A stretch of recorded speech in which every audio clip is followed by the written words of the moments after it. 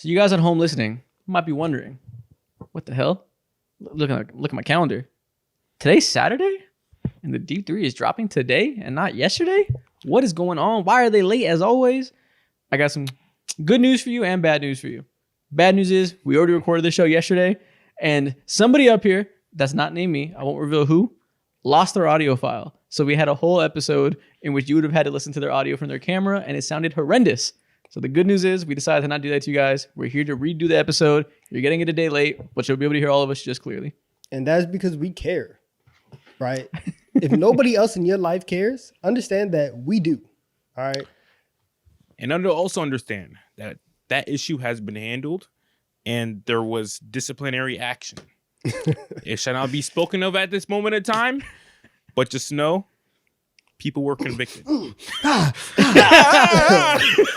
The C belt to A, crayon to ass. Yes. Crayons were pulled, belts were pulled, but it was handled internally, and we're ready to move forward.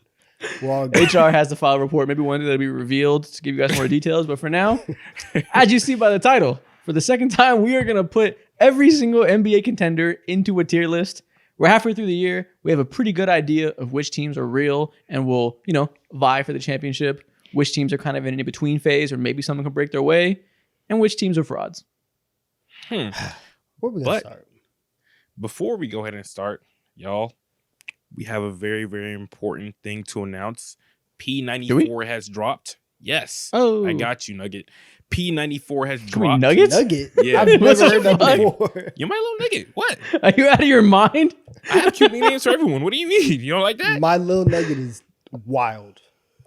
You don't call your friends Nuggets? I got a nickname for all my friends.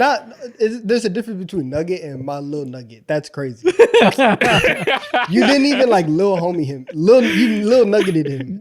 That's my little Nugget. Yeah, I fuck with Nuggets. Anyways, as you guys see on the screen, the third episode of Project 94 is out. It dropped the day before this episode, or 2 days ago now.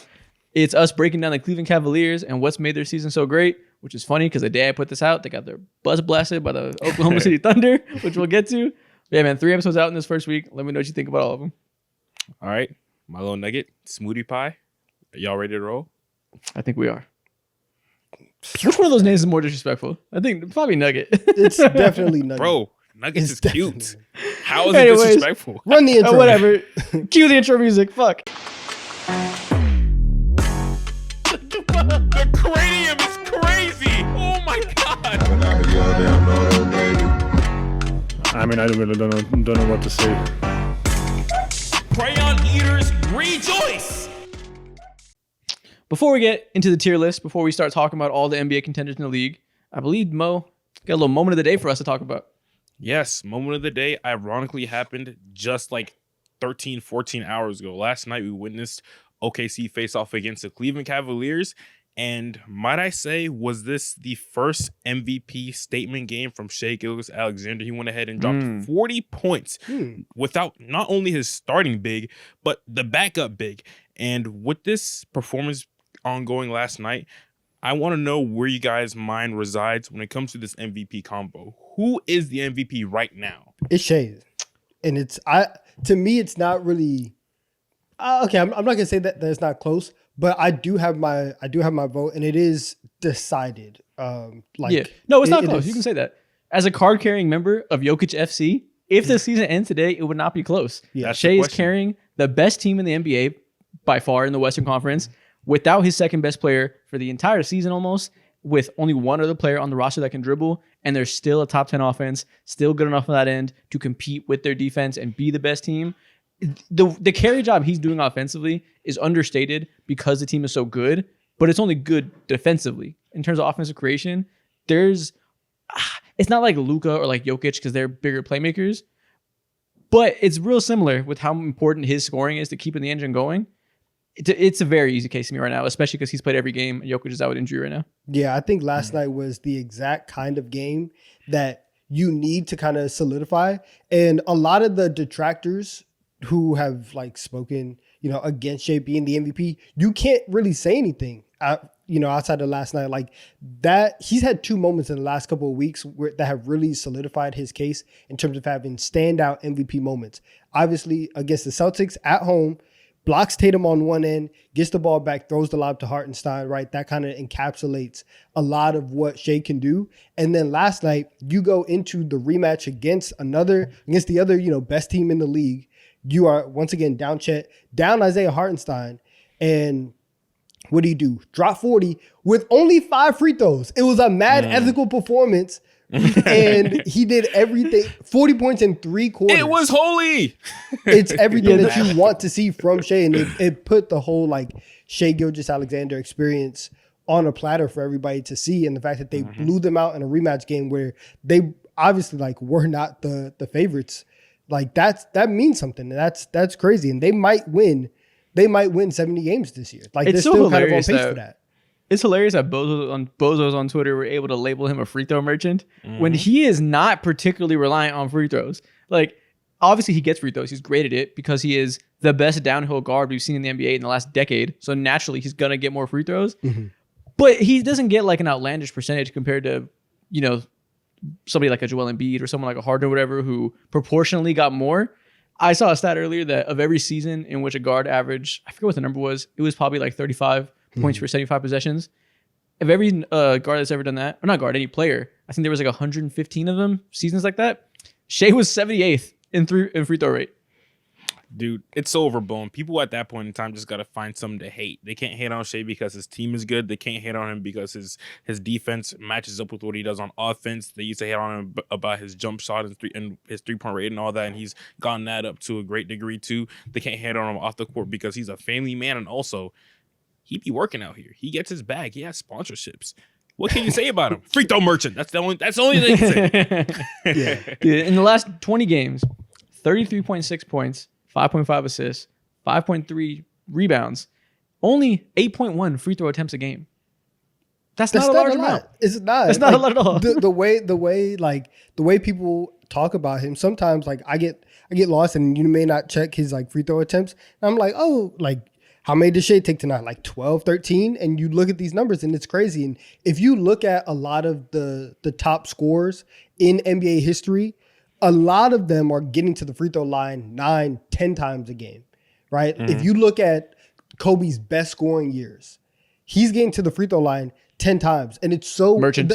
The thing that baffles me every time about people talking about Shai is that he should be the guy that everybody wraps their arms around. Shai is not a high volume 3-point shooter. Shai is, I'm gonna get to my spot in the midi. I'm gonna take tough shots. I'm gonna get here. I'm gonna drive downhill. I'm kind of the antithesis of analytics basketball, whatever you want. The way that people want stars to get buckets and stuff like that, Shai does that. And especially for somebody who isn't wildly athletic, you can't even label him run and dunk man. And so it's really weird that people haven't embraced him like that. He's in a small market, has carried the team, has been through a rebuild. What more do you want from one of the best players in the league? He's a two-way guy. It always just baffles me that people are not yes, this guy is top 3. This guy is the people's champ when he does everything that everybody wants all the stars in the league to do. It's wild. You know how it goes. These days, fans, the default is to hate. So I think the last step is playoff success. Let him make a finals appearance at least. Then it'll come around. But the last thing that I can say is hasn't won a playoff or won one playoff series in 6 years or whatever, which is obviously devoid of context. He did. Yeah. He won a series last year. Yeah, and I mean, that's his first one. Before that, it was, I don't see any. Now it's only one. So obviously it's devoid of context because he was on the craziest tank job of all time for 3 of those years. But yeah, Shai's on the come up. I mean, I just made a short on P94 where we rank the top 10 players in the league right now, put them at 4, which is I think normal outside of the 3 MVP guys normally. Yeah. And a lot of people were like, Shai needs to be 1. I think that sentiment is building. You're starting to see people start to put him up there higher as the team is getting more and more marketing around them. As this OKC team is really getting that hype as one of the best teams in a long time. Yeah. I think the love for him is building. Yeah, I agree. I noticed the NBA as of late over the last month, 2 months have been trying really hard to push OKC and Shai as the face of the league and stuff like that. And seeing the hype build around him is reassuring, is comforting because you know how the NBA can be when it comes to just marketing and paying attention to the wrong players and whatnot. And for post-COVID era NBA marketing was not good. Yeah, exactly. But they're back. They're back now. Listen, they're pushing these teams. I'm getting 65 NBA app messages a day telling me about every Cavs game. OKC, So- Cavs. Here's why. They're doing Here's a why better you job. have to watch it. Here's why you have to watch it. And also, like when, like everybody has their different metrics. When you go, like Isaac's talked about this a lot. If you are talking about Shai in the context of him versus other guys in the league, especially last night, we saw he was not outmeted by Donovan Mitchell, which is, which is something that Isaac has poined to I thought plenty we were of going to times. escape this segment without saying that. And I thought out of everyone, it was going to be You know what I'm Isaac, saying? but it was you. Listen, Isaac has brought it up, and if you're just talking about 10,000 more crayon lashes. I'll see you at the end of the episode. listen, I'm just saying. Donovan Mitchell did outmeet Shai. This happened. We don't got to do a retrospective history. It's 1-1 Shai was now. outmeted. It's but 1-1 yeah, now. he snatched the meat back. He grabbed it back. Okay. So is there anything that Nikola Jokic, who's obviously second up, sees the No, runner-up Jokic for can't this outmeet award so far? Oh my God. Is there anything that Jokic and the Nuggets can do to recoup lost time and space? What you are get the trying two-seed, to I do, guess. I don't know, but like, because it's kind of weird. Because what you're trying to do is like collectively outmeet somebody, and I don't know if that's. Oh my fair. Yeah, you God. do So Nuggets it's like in there. you probably should calm down. So 1v12 meat contest. He's Denzel. He's looking around. Okay. All these meat for me. okay. You think you My can do mom this be to watching me? this, man. It's gonna be like, what's wrong with your friends? He said, Mom, 1v50. I what the stand on fuck? meatness. Oh my God. Oh, Don't Nah, nah. You know, I'm gonna let you live. Shai's the MVP right now. Jokic let could you get know. back into it easily. All it takes Yeah. is obviously Shai has to stay healthy, which is always the thing reigning above everybody. Mm-hmm. The Nuggets are on the up and up. They're the 4 seed. Jokic has actually missed the last like 3 games with a wrist injury. We'll see if that really affects things. It could. If not, to answer your question, he'd have to get the 2 seed, I think. And like the 2 seed definitively. It couldn't be like, I got the same record as a 3 and 4 seed, but we're fucking 10 games behind OKC. Like they would have to be pretty clearly the second best team. Maybe third, I don't know, because Jokic is ridiculous. But I'm starting to sense the world finally getting voter fatigue for him. We're finally starting to take the crazy stat lines for granted. Because the fact that he's shooting like 48% from 3 is outlandish. Like he does all the same Jokic things. He's tied, I think. There's like a 3-way tie at the top for scoring leaders. The fact that Jokic can be the best passer, but also now all of a sudden be the scoring leader and the best 3-point shooter in the league, and we don't really give a fuck. That tells me we're probably starting to get a little voter fatigue in the air. It just never fails to shock me, man. Because whenever people do the things that people want them to do, you don't care. People don't care. Like Jokic has been diming people up for years, and it's like, man, why can't he go out and get 30, 35? He's doing that. He like Jokic is out here getting buckets at a high level, and now nobody cares. Shai's doing this, nobody cares. Y'all don't watch the games. And I need y'all. And he has been worse I need- defensively. I need y'all to tune in. We don't care. About He's that. been We don't worse care about that. defensively for sure because he's carrying more of a burden. But like people are watching the games and they're just being like, this tubby motherfucker can't play defense, ignoring the 30 points per game. That's like matching Shai, like matching the efficiency. But it looks like the Thunder are going to have such outlandish team success. You know, we've talked a lot about the varying criteria in the MVP and how it's a sliding scale. People demand consistency. We talked about it in the stream this past week. You're never going to get consistency. It's a subjective award, and team success is part of it. And each year it matters to a different degree because a separation in skill is different every year to different degrees. I think this year they're both going to have such crazy stat lines that OKC's team success being so ridiculously high compared to everybody else, that might be everything. it matters more this year than it did last year. 100%. Okay. 100%. So Okay. with that, I agree. we are, I think like the Thunder are, if we're talking about like contenders, you have the MVP, you're going to have outlandish team success.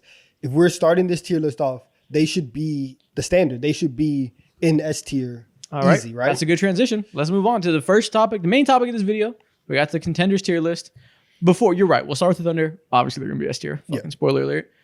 The question I want to ask, what are we labeling as contender? What does contender mean to you guys? Contender to me means that there's like, you are championship favorites. You are in that group. You are what the rest of the NBA is trying to catch up to and figure out how to replicate in some degree. So that's OKC for sure. I think they are, even though they didn't win it last year, they are like the standard for it right now. They're the best in the league. Okay. So everyone on this list, we're gauging them based on championship equity. How much part of it is also we're going to respect what they've shown us in the regular season. We're not going to just be like, Definitely. they can't do it in the playoffs. So there's some element of what they showed us so far in these first 40 games, but we're putting them in this tier list based on how much we believe it'll translate to the playoffs. Essentially, like think about it like we're ranking who we think is most likely to win a championship.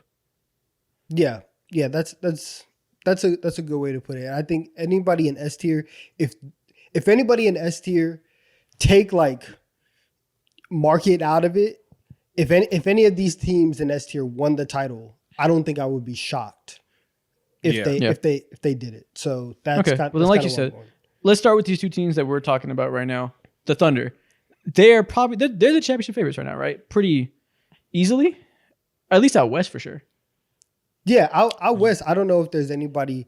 Well, I guess like a healthy Luka, but that's more off the strength of Luka, can go crazy. But if the Thunder are healthy and the Mavericks are healthy, I am taking the Thunder in a playoff series a majority of the time. So I would have the Thunder as the number one top dog out west. They should be. So they're S tier very clearly. Yes. Yeah. Are we? So they're going to be S tier no matter what. When we talk about who's the literal favorite compared to the two teams out east, are you worried about the reliance on Shai and J-Dub as the only ball handlers on the roster? Because obviously they're the number one defense. They're outrageous on that end. That's why they're so great. The collection of perimeter talent is insane. Case and Wallace is like your fourth best defender. That's a ridiculous amount of riches defensively. Yeah. But we talked about Shai carrying offensively and how important he is. That helps his MVP case. Does that kind of muddy things in terms of like imagine them in the finals against a team that also has defensive talent? Because Shai's going to be Shai. If J-Dub doesn't have a great series, you see where dominoes start to fall. Yeah, I 110% agree with you, and I can see where this is coming from. But if this team was this, I would agree with you if this team was this team today. This team was the same team that we saw play last night, including Isaiah Hartenstein. I think what unlocks all this, of course, is Chet Holmgren, and that's why I view them in that status, in that tier. I see this Oklahoma City team. I love Case and Wallace. I love Lou Dort. He consistently has Donovan Mitchell in hell. J-Dub is one of the better defenders across the entire league. We all know what Shai is too. All these guys on the defensive end are good, but where they have hiccups, like you said, is offensively. They're not necessarily creators. They don't necessarily have the best drive games or counters or anything like that. Most championship level teams have a couple guys who can do that. OKC, they are deficient in that category. But one thing that they have that a lot of teams just simply don't have is ultra versatile bigs, the ultimate source army knife bigs, and Chet Holmgren. He will alleviate all the issues and pressures and just opens up a lot of space and gives you another layer of playmaking that you just don't normally have at all because of what J-Dub has to do with on a night-to-night basis and the limitations of all the other guys. So with iHeart and Chet, I think that alleviates all that, and I'm not worried about Chet the lack specifically. of playmaking. Chet's the big thing. That he has to be available, I think, for me to pick them and win the finals. Like if it comes down to that, them versus the East teams. Like J-Dub in the first 12 games shot 73% at the rim, 65% from mid-range, and 41% from three. That was the J-Dub we saw last year, who was insanely efficient three-level scorer. Literally had shooting efficiency that looked like Kevin fucking Durant, which is why people like me were up here saying, this is clearly a star in the making. We're looking at last year. And overall for the season this year, those numbers aren't that good compared to the ones I just set out because Chet Holmgren isn't there. And since that's happened, in the however many games it's been since, his efficiency has plummeted. I'm pulling it up now. It's noticeably different than when Chet was there giving him 5-out spacing because the connection with iHeart in those lineups hasn't been great for J-Dub. And that's kind of worrying, right? Because if you don't have the perfect scenario and Chet isn't there, you get kind of spooky with him being your only other creator. Yeah, but I mean, you can. What? I pulled the numbers up. In the last 27 games, don't tell me. 62% at the rim. Don't tell me. 32% from three. Don't tell me. Now, the three-point shooting is a cold streak. That's okay. But 62% at the rim is not fucking good. I'm not, I guess I'm not worried. I'm not willing to put that kind of in this tier list just because obviously if any of these teams lose their second best player, I would feel much differently about them. And so if the Mavericks didn't have Kyrie and they just had Luka, I would feel some type of way about them. If the Celtics lost, Jaylen Brown, I would feel some type of way about them. And this happens with a lot of teams. So I'm assuming health for the Thunder, and I'm assuming Chet is going to be there. And if that is the case, easy S tier. Yeah. I mean, listen, I'm not necessarily saying it's a fatal flaw or anything. I'm not going to be the one to say J-Dub's a problem, but it will be a thing. You know, it will be something to monitor, especially after last year when the Mavericks were able to shut down Chet and J-Dub. That was the difference in the series. It wasn't shutting down Shai by any means. So J-Dub has a lot of pressure on his shoulders as that second star. Yeah, I agree. It ain't tough. I mean, it is tough. Okay, so obviously they're S tier. What about the other team in this game? Are the Cavs also S tier? they are. Easy. They are. You can't be blinded by what happened last night. I think last night is more of a great sign for the Thunder that they were able to, rebound and recoup after losing to the Cavs the week before. But Cleveland can do everything. They have two dynamic guards. They have two bigs who can defend the rim really, really well. They can play multiple ways with different lineups, and all of them are really, really positive. They have a nice wing rotation, whether it be Dean Wade, Okoro, Max Strus, right? Like all those guys can just plug and play, and they are at least in the regular season the standard out east. So I think it's going to be really tough to go into Cleveland, especially if D Mitch is firing. It's going to be hard to knock them off in a 7-game series. So I'm putting them in S tier. Yeah. You said if D Mitch is firing, he hasn't been firing this year. And a big part of it is the team's playing unselfish, right? That's kind of been the label, is that obviously Mobley's taking a leap, Garland's taking a leap, the ball gets spread, less shots for Donovan Mitchell. They've lost 5 games this year. 4 of them are because D Mitch had a stinker. Last night against the Thunder, he got clamped, understandably so, by the OKC just piranha barrage of ball handling defenders. He hasn't been amazing, and I feel like a lot of it's been written off because of the style of play and him just doing less. There's something there though that I'm putting them in S tier. I low-key think they're better than the Celtics, not gonna lie. I think the Cavs are the best team in the East, but especially after last night, I'm a little bit worried and I want to see some signs of life from D Mitch. Yeah, I can agree with you on that. All those fronts are correct. D Mitch sacrificed a lot, and we're seeing it almost not across the league necessarily, but with certain teams, whether it be like the Memphis Grizzlies or the Atlanta Hawks or whatever team you can think of, with just like their clear star player taking a backseat just to let everyone else cook.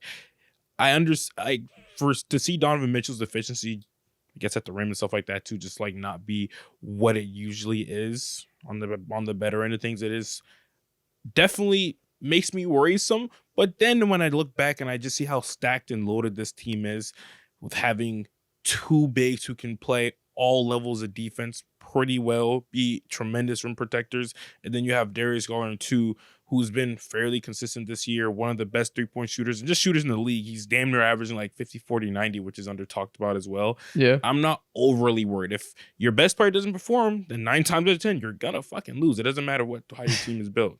And think about what you just said too. In the 5 games that they've lost this year. Yeah. Like they are, they're amazing. They are really, really good. And I think, I don't know. I understand your concern about D Mitch. He has a little bit of playoff equity to where you can think that in a playoff series, he's not going to give you 4 games of straight stinkers. And so I trust them to be at least, competing for the Eastern Conference Finals. Like if they were an easy second round exit, I'd be really shocked. Yeah, well, 2 things are true. I agree with both of you. So D Mitch, it's not just stinkers. Like he's not just missing threes. Like his 3-point shooting has actually been excellent this year. That's why overall his numbers are fine. His rim pressure is really looking worse. Like he looks a little older. And again, there's a whole half of the season left for this to fix itself. Last year, 27% of his shots were at the rim. This year it's 22%. That's the lowest of his entire career, actually, pretty easily. And last year he shot 67% at the rim, which is pretty good for a guard of his size. Now it's 56, which is 32nd percentile. Not good at all. That's like Cade Cunningham numbers, where we always talk about that's his one fatal flaw, that if Cade could fix that, he'd be amazing. D Mitch is finishing like Cade this year, which is not good. And that's something that's not just like a cold shooting spree. For 40 games, your rim pressure is that much worse. That might mean something. But also, I do think they're the best team in the East. Yeah. And I'm saying all this, I came out giving a critique. I don't know if this is like crazy to say after last night, I still think they might be better than the Celtics. And I think if I had to bet today, I kind of think the Cavs are going to make the finals. You can do that. Don't be stand on it. What do you mean? That's what Get I'm some saying. bass in your voice. I heard you yell plenty of times. I'm saying it. If I wasn't saying it, I wouldn't say it right now. I need you to put some actual Georges on that. Some George Washingtons on that. Oh my god! What are the odds right now? Tell me the betting odds. Maybe you can convince me. Last time I checked, the Cavs were plus 750. Yeah. So this year, the two big lineups that were really hurting them last year are incredible. The two big lineups are fantastic. Kenny Atkinson has them cutting well. They're a 3-point shooting factory. They create so many corner threes with their ball relocation and just like everything on the same page. Evan Mobley's also made a legitimate shooting jump. He's shooting 40% from three. So even if the smart Kenny Atkinson stuff didn't happen, they would just be better because he's now a stretch big, albeit not like in a gravitational way. Their lineups when they have just Evan Mobley and just D-Mitch are fantastic. They play 5 out. They are very good defensively with Evan Mobley defending the rim. When they have lineups with just Garland and Jared Allen, they play more traditional pick and rolls and they fucking blitz everybody. There's like a 130 offensive rating on those lineups. They're so versatile. I just feel like if this was any other team, if the Celtics didn't win last year, if the Mavs won last year and the Celtics didn't have the championship trust, which granted that does mean something, so I'm not to write it off like it means nothing, we would be talking about this Cavs team like, oh yeah, they're clearly the best team just based on this season. Yep, that's fair. That's fair. I agree with you. I think that they Something are. I'll add on top of that, though. Another reason why we're not talking about this Cavs team as like clearly the best team this season or in the East specifically is because of the way they went out last year and how they were in legitimate rock fights with a team they weren't supposed to be in rock fights with, like the Orlando Magic. And then on top of that, too, we saw how the New York Knicks handled them as well. So seeing that and seeing how they also struggled against fucking the Boston Celtics too, and how they just got like neutralized. And I think I said before in the past, like Darius Garland looks like he's been hit with a stun gun with how he just like freezes and how he sees like multiple long lengthy guys, like with how the Cavs offense was last year and years prior to that too. He was easy to guard. Now Kenny Atkinson's there. He looks entirely different. And whenever he's faced off against these elite level teams, even the Boston Celtics, or even Oklahoma City Thunder last night, looked good. Didn't necessarily have many issues. Turnovers were an issue, of course. But regardless, I need to say like that's why I don't think a lot of people are solely sure about the Cavs. They got to prove it. We've seen them. This is the third year together, and the first few times the playoff series did not go well, especially against the Knicks. That's been in people's minds when they were a very young team. So I understand it. They do have to prove it to people to some extent. And the Celtics matchup is a concern. We even saw that game earlier in the season when they beat the shit out of them because like the Celtics are perfectly equipped to guard these small guards they have. So that's why I'm kind of like tippy-toeing. I'm not definitively like 100% sure. Nah, stand on it.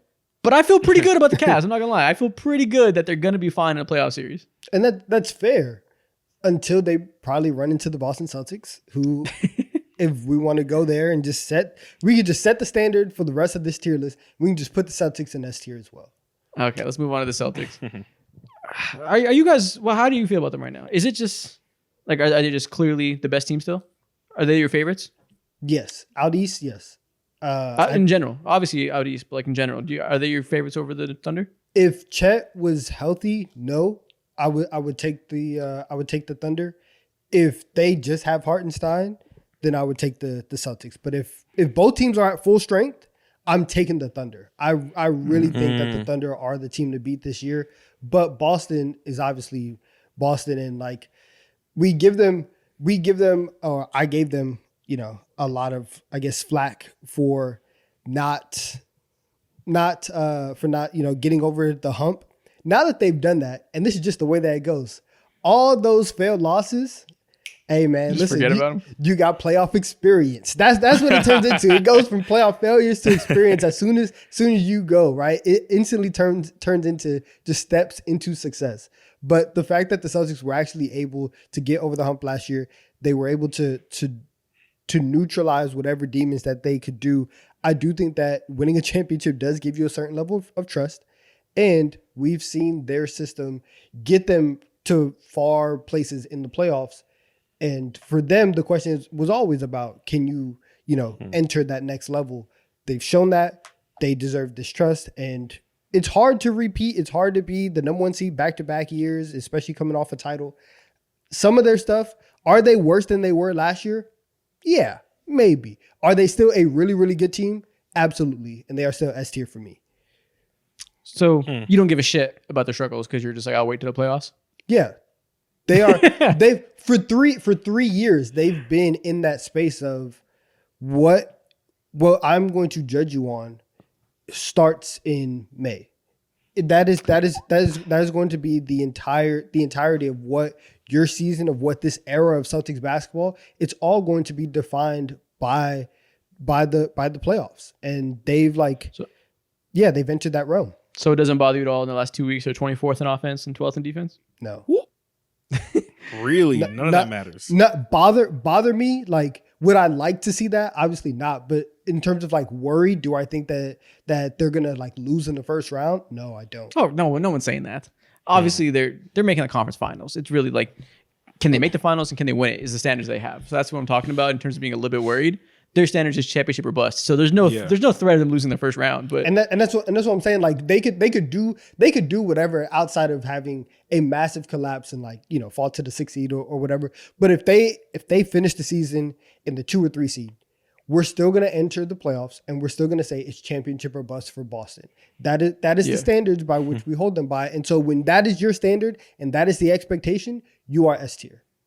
I think our brains are poisoned by the Warriors and Cavs era, where we think every defending champion has the privilege of coasting in the regular season because they've been here before. They'll surely make it back and surely win again. And there's a reason we haven't seen a single repeat champion in 5 years, because these teams are not the Golden State Warriors. As great as the Celtics are, maybe they have the best chance to win back-to-back of all these teams in the last 5 years. I probably think they do have the best chance there.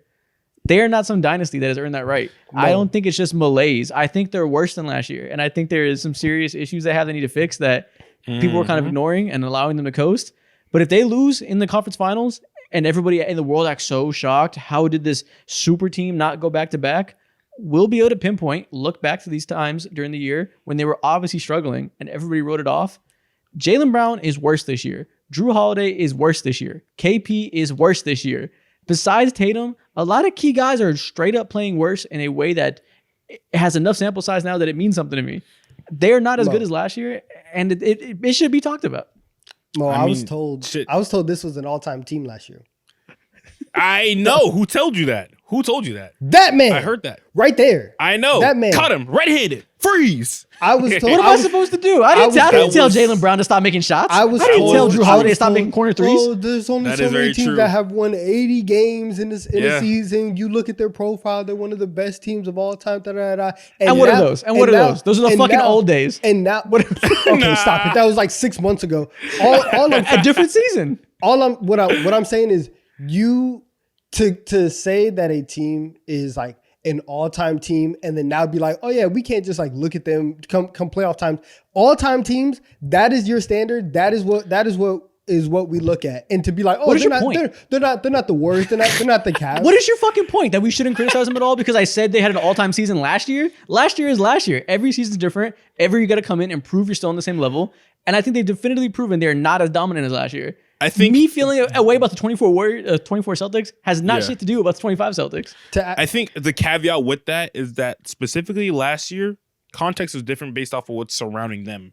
Last year, they looked like an all-time team because of the what they were faced with in the playoffs, facing off against the Indiana Pacers. Where are these guys now? They're towards the bottom of the playoff race in the Eastern Conference. Who else did they face? You know what I'm saying? Like that's in that context of last year, sure.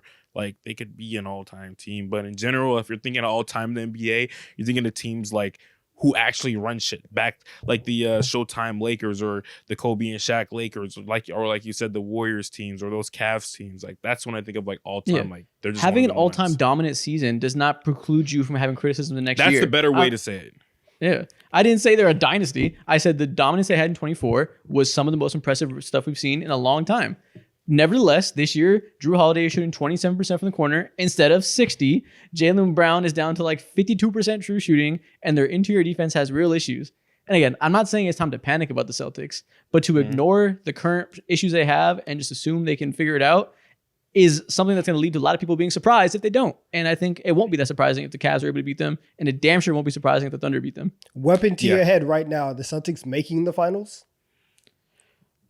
I think it's closer to, it's a 50-50 shot. I think, yes, probably. It's not, I have a problem you saying it. Damn, he's but most dead. people, He's dead, head blown, But brains everywhere. Holy I think shit. I think it's 50-50, but if you gauge the general public right now, if you had a poll of every NBA fan, they'd probably give the Celtics an 80% chance of beating the Cavs. And the margins are getting thinner, and they don't have the ability to go into the playoffs like this. They need to play better by the time the playoffs come around. I think there's a good chance they do, so that's why I'm not writing them off. But if this playoff started today, I would not feel super confident about them. I can agree with that. I think one of the things for me is that I look at Drew Holiday. Of course, you're going to have some types of concerns because he's been able to get away over the last few years of his NBA career with just being at times offensively in terms of his consistency. I look at Jaylen Brown. I'm not reading too much into that. But what I am reading into specifically is Kristaps Porzingis. This dude is 29 years old. He didn't play at the start of the season because he had one of the weirdest injuries in NBA history. Injuries that no one ever heard before and no one apparently had. Coming to the season, okay, cool. He's shooting 45% from the field as a big man, okay? Understand, context applied. Kristaps Porzingis is a shooter. He takes the majority of his shots outside of the paint. I understand that. But even the percentage inside the paint and just the frequency and how he's playing, and even him like physically, he just looks tad bit slower, and it looks like the injuries are starting to catch up to him, and that's very scary considering who his backline help is, who their other option is, which is like Al Horford. Al, I will never disrespect you, Atlanta Hawk, a legend. We all know this, but you're Al Horford at the end of the day, and you're like 40. Yeah, and again, they're not cooked. They would be cooked if the playoffs started today. Not cooked. Let me say that, but they would be not who they look to be. They have a lot of time to figure it out, but I want to start the dialogue now, so we don't pretend we're surprised if the Cavs are in the finals. Okay. Yeah, I'm playing both fences. I'm not like they're not a lock to me at all. They're not a lock to me at all. Yeah, and that's all I'm saying. That's agreeing with me. I'm just saying they're not a lock. That's all I'm saying. I'm not saying they're fucked. Nah, Donovan is genuinely holding on to you calling the Boston Celtics an all-time team last year. Who gives a shit? You were wrong for that, Isaac, for sure. But I understand your context in terms of like that season. Yes, they were like that season standalone was one of the best. Yeah, I didn't pull a Pat Bev and say the next 5 are theirs. I didn't say like they're gonna run the league forever. No, that's not. Yeah. I understand Donovan though. You did say it in a way that made they were unfuckwittable. No, we can go to another team. You say that, it feels like you're setting them up to clown them, but you're setting them up to defend them by saying that. So like I don't even know what your point is. But he's only defending it because like he thinks that the Boston Celtics are like a shoo-in for the finals. No, I don't like a like out east. If they played a series 10 times, I'm picking the Celtics at minimum 6 times. Like I don't think that it's 50-50. I think if we get into a playoff series right now, the Celtics would still be marginal favorites over the Cavs. Yeah. I understand what the Cavs have done and I respect it. And I think us putting them in this tier proves that like we really think that everything that they're doing is real. But I also think that Boston going into it should have a level of respect or trust that puts them at 1 instead of 1A, 1B. And I don't disagree. I just think we need to see the correct course correction over the second half of the season where I can acknowledge it'll probably happen. I don't want to assume it will because I think there's meaningful things that have to improve other than just getting lucky and making more shots. Okay. Anyways, who's the next team you want to talk about? Who's the 4th contender we should put on this tier list? You can go, Donovan. Let's pick. Can we do someone kind of trash? Yeah. Let's do that, and let's talk about the Los Angeles Lakers. Yeah, we locked in. Let's talk about the Lakers. What you want to talk about? Tell me. Should we talk about them being D tier? Ooh. In terms of winning a championship, there's absolutely no world where the Lakers win a title. Okay, well, if we're framing it that way, then everybody besides these top 3 teams and maybe the Mavs should probably be fucking D tier because nobody else is gonna win it. No, you can kind of see the path. Like if you squint and go to the eye doctor and get those special glasses put on you, no, I might have to be on psychedelics too to see that. You can see ways to where people in A or even B win a title. Well, nobody's an A or B yet, so I don't know what we're talking about. I'm But, just saying. If we're just like setting that the doesn't mean standard, anything to me yet because there's nobody in A or B. I think I could have my eyes wide open. I would not. I gotta be on shrooms I to could see call him that, bro. Doctor Strange, and I'm not seeing any world where the Lakers win a title. this should probably be C tier. They're definitely not B or A. That's for damn sure. Despite Of course, the amazing duo, they're not B or A. amazing duo. I mean, look at them. They have 2 top 15 players. Most teams don't have that. Like that is a thing that matters in the playoff setting. They're C tier. They're a team that is going back and forth in identities. They're inconsistent. They're mid, but they're better than a lot of teams that aren't even in the conversation. And in any given series, you do have Anthony Davis, who we'll see what LeBron gives you in a playoff series. We always believe LeBron can ratchet it up when he needs to. He's always buying time. At this age, I don't know what that looks like anymore. That's gone. I don't know how far that gets you. Sure, he can probably be a little bit better. I'm not going to assume it's going to be some mind-blowing thing that he's going to take out contenders. We're past that. But you do have Anthony Davis, who is a extremely valuable playoff player defensively and offensively. You do now have Dorian Finney-Smith, who's not starting, but I expect by the playoffs come around, he will be starting, who's obviously bolsters their defense a little bit. And at that point, you'll have Rui off the bench, who's a good 6-man scorer, who's going to be helpful. Austin Reeves is playing like a legit point guard now. He's had many games with over 10 assists since he started at point guard. I think he's full on, extremely dynamic, helpful there as a lead guard. There's a lot of teams that we're going to put lower on this list that are like complete shitters when we look at teams like the Warriors or we'll save it to not spoil anything. Yeah. They are a competent team that has a competent chance. There's some teams on here that are higher than the seeding that if I put a gun to your head, you'd probably pick the Lakers over in the playoff setting. D's a bit much. What's all this talk about goddamn guns, man? Holy fuck. Like, gun this, gun that. We're Americans. Brain spider everywhere. Why can't we just say, yo, do you think this team's better than the other one? Because because I need the real you. I need that real opinion. That if everything in your life depended on whatever take is about to come out your mouth. Fuck is this, Squid Games, man? Jesus Christ. Maybe. Watch this one show. Yeah, I know, right? Oh, God. So we have 6 tiers up here. Mid would be B or C. I think that if we're talking about the mid category, it's the lower half, for sure. The Lakers are on the lower half of mid. So fine, you talked me into, and maybe I just talked myself into. But are they really lower half of mid? Are they really lower half of mid though? If we can envision them winning a playoff series, you can't be like mid. Well, these are all. I mean, a lot of people all these teams can win a series. If you can't win a series, you're not on this fucking list. Like the Hawks aren't up here because they can't win a series. All right, you didn't have to use it. You could have said the fucking Kings. You could have said the goddamn like Chicago Bulls. What the hell? Yeah. Actually, the Hawks maybe actually could win a series in the right matchup, so I'm kidding. But yeah, Lakers BC, we'll revisit it. But man, if they get into a 4-5 game against another shitter, listen. Hey, the top 4 teams in the East are. They're also there's no way. There's also no way that they're getting 5. Like, weren't they 5 a little bit ago? I know they fell with all the injuries, but I think they were 5 at one point. Yeah, we were up to I think 5. If you have anyways, nevertheless, we're not talking about the Hawks in this fucking Cleveland, Boston, Orlando, Milwaukee, New York. Okay. Y'all suck. Y'all suck is all I'm trying to say. You're not winning the series. That's really the only thing I wanted to get off my chest. Okay, let's talk about one of those teams you just mentioned. The Milwaukee Bucks. The Milwaukee Bucks started the season off. He said, you're a kid, man. The Milwaukee Bucks started the season off in the most embarrassing way I can imagine. We all came up here as former Bucks apologists, and we formally gave up on them in the second week of the season. Me and Donovan, we rinsed our hands of Doc Rivers. We rinsed our hands of Damian Lillard and the whole gang over there in Milwaukee. Mm-hmm. Said even if they bounce back, which they inevitably will, because they were 0-10 at the time, they surely will not go winless. Even if they bounce back, we are out of the Bucks market. We don't want to believe in them anymore because they've hurt us too many times. They have since become competent. They won the in-season tournament. They're looking good. The duo works at least a little bit. The supporting cast is a little to be desired, but they're the 4 seed. Where does that put you on this tier list? So I think they're clear as day higher than the Lakers. Obviously, they're not in S tier.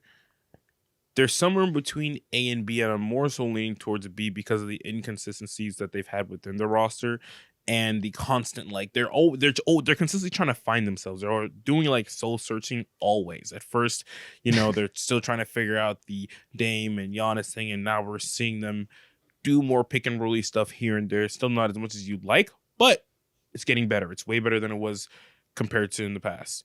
And then as of late too, like Chris Middleton, now he's reverted back to a bench role, and now there's like a whole bunch of Jimmy Butler rumors, and we don't need to get into that. But I think I feel comfortable with that placing them in B, considering I know they're better than the Lakers because fucking Giannis is Giannis, bro, and Damian Lillard is still there playing like a top 20 player or whatever. Shut up. But I think the framework is there, and specifically, I see their defense starting to come around, which like starts to move me a little bit. Yeah. You said they're constantly in a state trying to figure shit out. That's a good way to phrase it. They're always soul searching. They're just on like a hamster wheel of figuring out problem after problem. First, they're like, damn, we have nothing on this bench. We got to trade Bobby Portis. We have no defense. Okay, we found Andre Jackson. Now he has no offense. We have to figure out how to make the offensive lineup work. Okay, we figured it out. We're getting Chris Middleton back. Oh, now Chris Middleton's back, but also never back. Not consistently. We'll move him to the bench. Like, there's always something. There's always a new like hole in the bottom of the boat they're trying to fucking plug, and they only got so many thumbs. So they're steady right now. They're treading water. It is kind of scary that it seems like there's always some flaw that can be poked at. You get into a playoff series. Can Andre Jackson get the Jared Vanderbilt treatment and just be fully ignored? Will Chris Middleton be there? Will Bobby Portis be enough bench support? Will Brook Lopez be healthy? He's getting old. Like, it bothers me that there's so many key things you can point to that I can't put them in A. Yeah, I understand that. However, I'm kind of back in. My God! I think I'm kind of back in on the Bucks. Like Stockholm.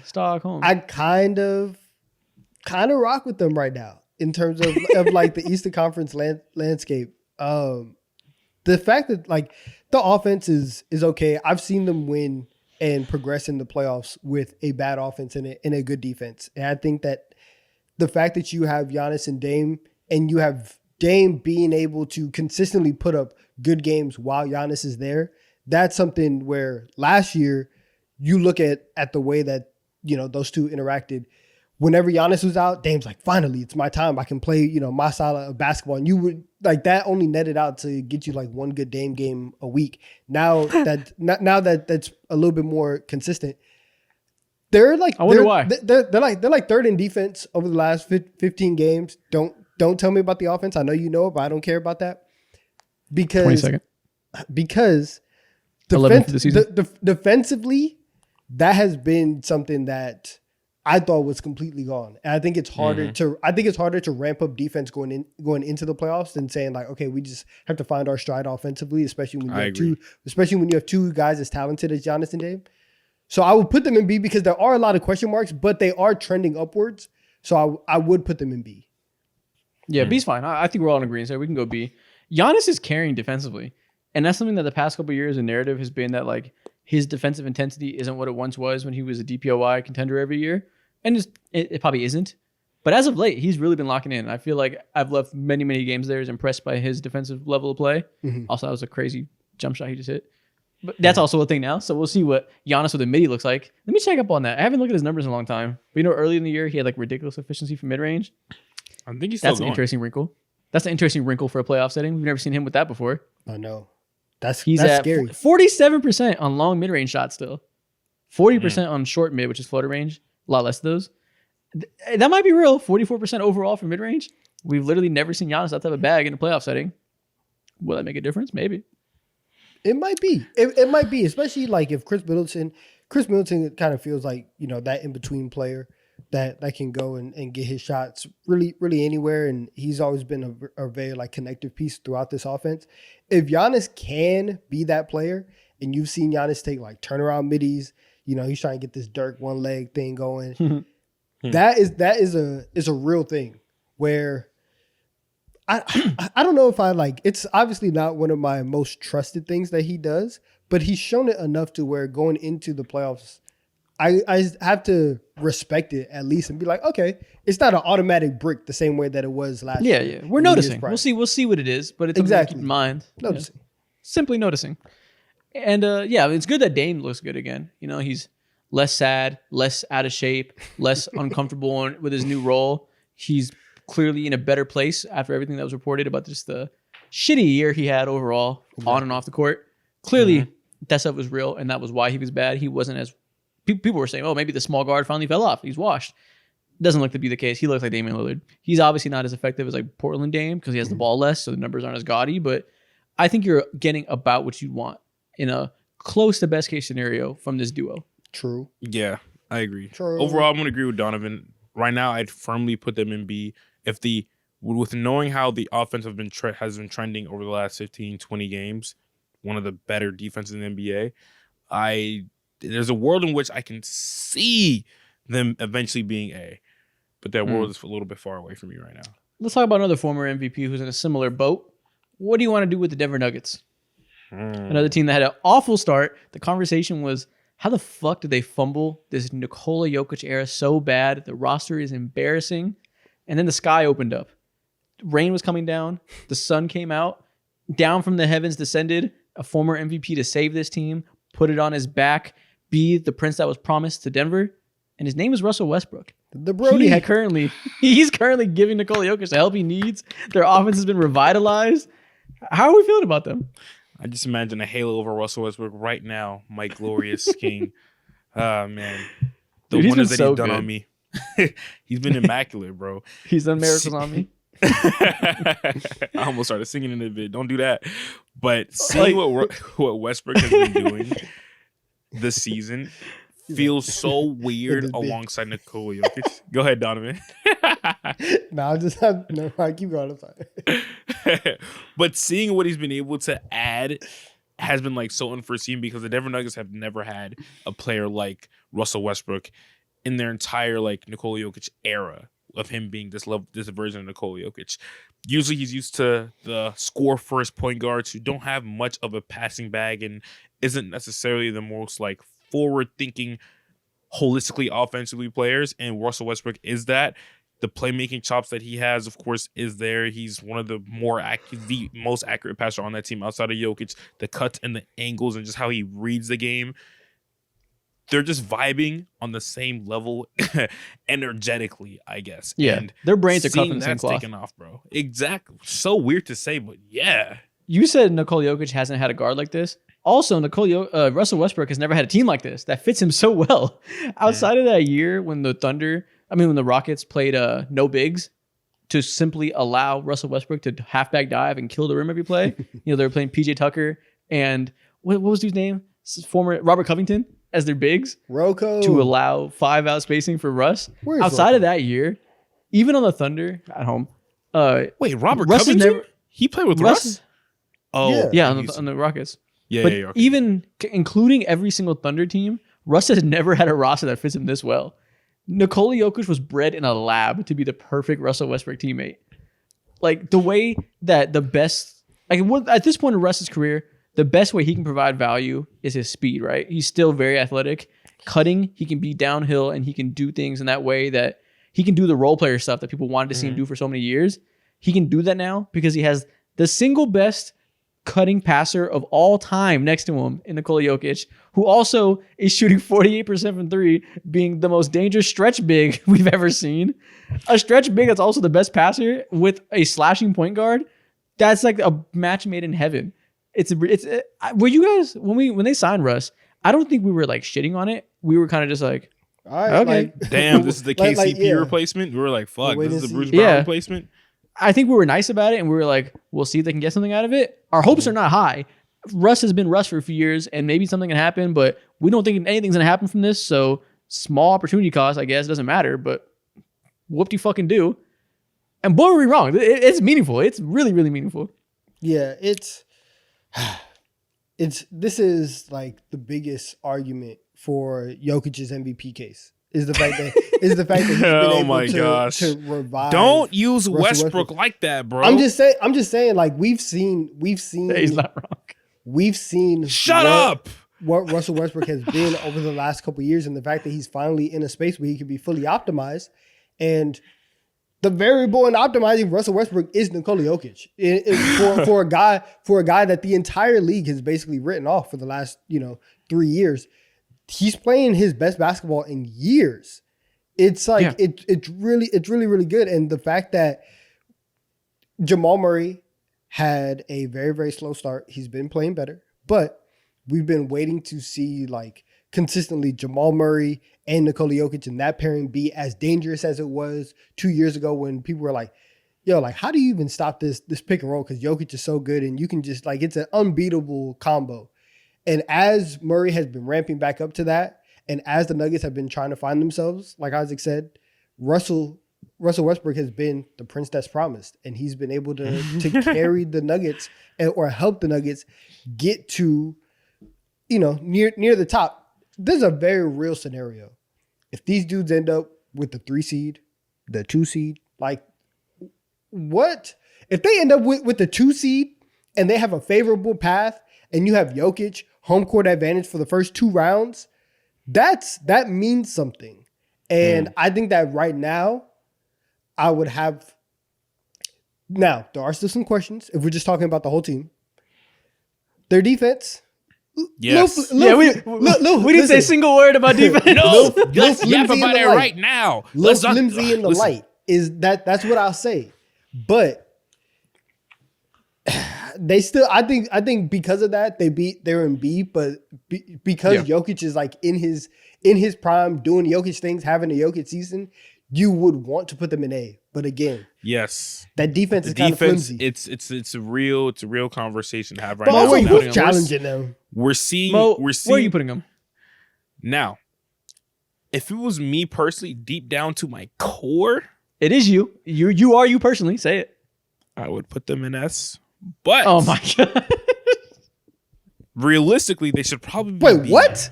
But best middle part. I was trying to look up for the S. All right, bro. Listen. Are you No. the biggest Jokic glazer on this podcast? No, I won't listen. Listen. I won't stand for I don't it. want to. I would put them in S because I just listen. Jokic and Westbrook have a special place in my heart, and then I see other things like working alongside them. We just saw Jamal Murray go ahead and give, I think it was the Denver Nuggets or something like that, 45 points. Jamal Murray has genuinely been turning up over the last few games and over the last 2-3 weeks, and we've been giving him a lot of shit.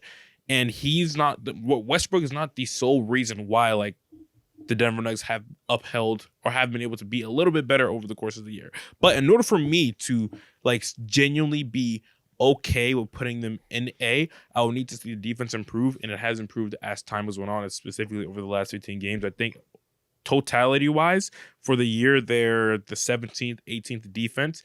20. And 20th? 20th per cleaning the glass, which factors out garbage time. 20th. Okay, yeah. Obviously, that's Tough. garbage. Tough scene. And tough scene. You just hate to see it, bro. I also hate to see Nikola Jokic play put this defense team in in the B. paint. Yeah, No, they're not B. As- I Okay, let's mute this guy. Mute the glazer. Rational human beings over here. Me, not Glazer? B. You were just making Jokic seem like he was a fucking angel sent from heaven. Yeah. I wasn't saying all that. We get it. Gok. This team early in the season looked like fucking C or D. It was scary. They deserve B for all the reasons we talked about. I'm not gonna go A because we'll see who comes out to A. We can always revisit at the end. Maybe we can be convinced by the Glazer to put them higher. But not a good defense. 20th in defense. Aaron Gordon's missed a lot of time, so maybe that will get a little better now that he's healthy. I don't think it'll get a lot better. I think maybe it'll get to like 14th, 15th, which could be good enough, but we need to see that. And even despite everything that Russell Westbrook brings, they're now starting him next to Jamal Murray because they need that dynamicism he has. Their shooting has not been repaired in any way. Christian Brown has been fantastic. He's not a shooter like KCP was. Peyton Watson's showing some life defensively. He's not a shooter. Julian Strawther is Julian Strawther, neither here nor there. And Russell Westbrook obviously isn't a three-point shooter with any type of gravity either. So I do have worries that if you're not going to be a good shooting team or a good defensive team, you have to have some ridiculous shot making and Nikola Jokic backpacking to have a chance. And that could happen. He is Nikola Jokic, which is why they deserve B. But I think to be A, you got to be more of a sure thing with a higher floor. Exactly. Yeah. You cannot be A tier if you do not have real life ooters on your team, and the Nuggets don't have that. So I'm putting them in B. Yeah. Or bruising defenders, or one or Yes, the other. exactly. You better have fists or ooters. They don't got either. Yeah. You can't. Yeah, it's hard to envision Soft your and can't team shoot. being one of the best in the NBA. Bad place to be. It's hard to imagine your team Just being one whack. of the best in the NBA. That was awful. It's baby shit. But there 3-point shooting wise, they're not one of the. They're clearly like they never been a high volume 3-point shooting team, but their defense has been what's not carrying them over the last few years, especially them during the championship days. But still, they figured out ways to win because they have one of the best players of all time, and their offense has always been like consistently good, great. Yeah, they're 30th in 3-point volume right now. First in rim volume, they are just fucking dive all the cutting, which is good. It's going well. Accuracy wise, they're 13th at the rim. They were 19th last year. So in their championship year, they were second in rim efficiency when everything was fully clicking with the spacing and Jokic doing his thing, feeding all the cutters. So that's the difference. Is the strengths they have aren't quite as potent with a little bit less shooting out there. Out of these two teams, the Milwaukee Bucks or Denver Nuggets, who's more likely to turn it around? I Nuggets. guess the Nuggets. Nuggets have less competition because there's two great teams in the East and one in the West, and the Bucks going against these two teams in the East have like Giannis is Giannis. You know, he's the best player. There's some good Giannis defenders on those rosters. That guys that can make it a little bit difficult. If everything we've said about the Thunder, they're fantastic. They're not particularly equipped to guard Nikola Jokic unless they try the method that the Timberwolves did last year when they have both bigs healthy and put like Hartenstein on him with Chet helping. Maybe we'll see something crazy, but Jokic could wreck some shit in that series and maybe make it interesting. And that's why I would put him in A tier solely because there's an actual. I said a lot of maybes. I said like 4 maybes before I said the word interesting. You could have given me 1.5 maybes, bro, and I'd be like, "Oh, you got it. That's it. A tier." All right, man. What team should we do? Let's do the Knicks next. New York Knicks, Donovan. Would you like to talk about them? I'd like to let you lead. ISO. I don't want to talk. Come on, take this ISO. Hurry up, shoot that shot. No, they piss me off. Return the pass, he ducked. No, they're pissing me off. I don't want to talk about them. I don't know. I don't know how to. Too damn bad. Okay, here's what I would say. I don't think that they could be. They're obviously not S tier, and I don't think that they could be in A tier. I think this is a team that is highly driven by its offense. It is a team that has clear playoff defensive flaws. I think it is a team that has clear bench depth issues. Obviously, you're not going to play 10, 11 guys in the playoffs. Can you play 7? Can we get 8 guys that we feel can actually play meaningful minutes? And right now, it feels like it feels like Tibbs does not want to do that. We have our entire starting 5 is in top 10 in the NBA in minutes. And that in itself does not bother me. It bothers me that I do feel like we have willing and able bodies on the bench who in January can play like 20 minutes a night or even 15. It gives these guys some rest, and it just won't happen. The Knicks are extremely matchup dependent. They are going to have the most optimal path to get to an Eastern Conference Finals, which at this point, I think is the ceiling for them. Their only hope to being a finals team is if Mitchell Robinson comes back, is healthy for the next 5 months, which is a big if, and everything clicks immediately, and then all of a sudden we get this like Minnesota Timberwolves style defense from last year, and you could play 2 bigs and all that works. That's the only thing. thing. What this sounds like? I don't know because I wasn't listening. Same, bro. That's anyways, all I was hearing. That's me. I'm just kidding. Well, but all that is true. You mentioned. I'm kidding, but you mentioned that you don't have a problem with Tibbs doing the whole like everybody plays top 10 minutes thing. I kind of do. I got a problem with it, and I don't know why everybody else doesn't. I mean, why would you? We treat it like risk. Oh, Tibbs will be Tibbs. He's gonna that's what he does. He doesn't like to play his depth. Oh well, and it's kind of just become accepted. I feel like it's kind of asinine for a team that has very little depth to just like shoot their load in the regular season and put as many minutes on their bodies they have when the games don't matter as much yet. Jalen Brunson is durable. Josh Hart's durable. All these guys, besides OG, but these guys are durable, sure. Do you really want to stretch that to his limits? Like Jalen Brunson's not a big guard. I don't know. I mean, it would have shocked you if this wear and tear eventually accumulated and we look up in the playoff setting like, damn, I wish we kind of fucking bought them some time to have our only 5 players that matter get a little bit of rest. Because if you miss even one of those guys and have to put Miles McBride, Jericho Sims, whoever, Cameron Payne in the lineup, Sims? It's not going to be pretty. Like, you really need these guys. So I don't just accept it because that's what Tibbs does. I think it's kind of crazy. I think it's like, listen, it is something that you should like monitor, but also at the same time, yo, like this is the way that we play. We try to and win every single game. We trust our best players, and I'm kind of the only reason why I'm upset is because I think that there are other people that we could put in position to where they can also get experience and get into a rhythm throughout the season. Not necessarily that, you know, we're gonna run these guys into the ground. We've seen Josh Hart play 48 minutes all of last, you know, like nearly every single playoff game, and all of the guys, like, nobody's complaining. They want to play a lot of minutes. Like everything's of course fine. they do. They're players. Exactly. They're players. Everything's fine on that end. Everything's fine. I'm not doubting it for team chemistry issues. I'm sure they're fucking happy. Who cares? It's more about like doing what's responsible for them. Everybody's happy until they aren't. Until they have a lot of minutes, a lot of opportunities to twist an ankle, a lot of opportunities to pull a hamstring. Like the more minutes, the more chance of getting unlucky. Like the problem everyone's is, happy till they aren't. Now look, if we're up by 20 on somebody and our starters are still in, do I like that? Also, obviously, no. The problem is we have not been up 20 a lot. The problem is that we're out here scraping out wins against the Sixers. We're going into overtime with them when Joel Embiid isn't playing. We let the Pistons come into the Garden.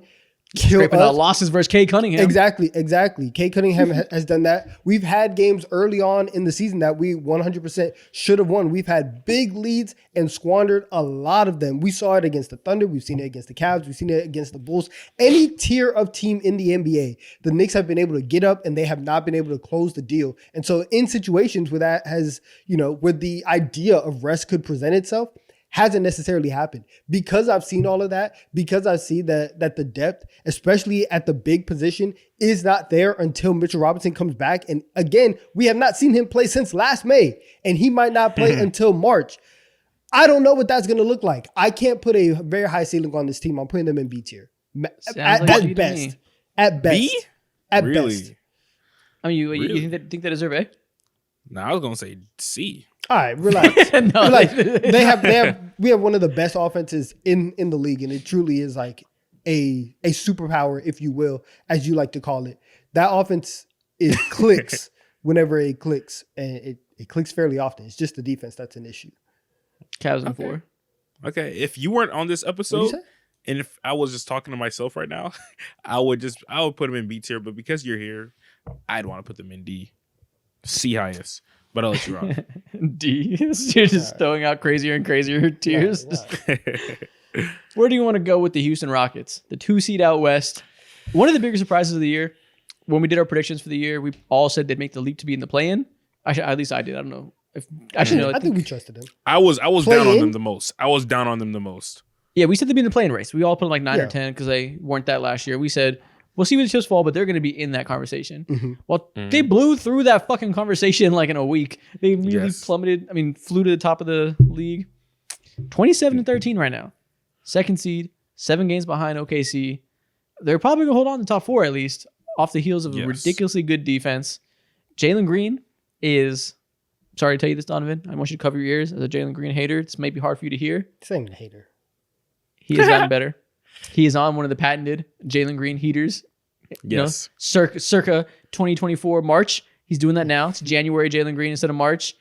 The difference is he's still attacking the rim really well like he has all season, which I don't know if people know this. He shoots like 72% at the rim for the year, which is elite. That's been an actual improvement. But in this heater, he's also shooting 40% from 3, which is usually what happens when he's on these heaters. I don't know if it'll continue, but it looks pretty fucking good right now, and I'm hoping that it continues for him. How do you feel about them, Donovan? Are they real? Can they win the championship? Absolutely not.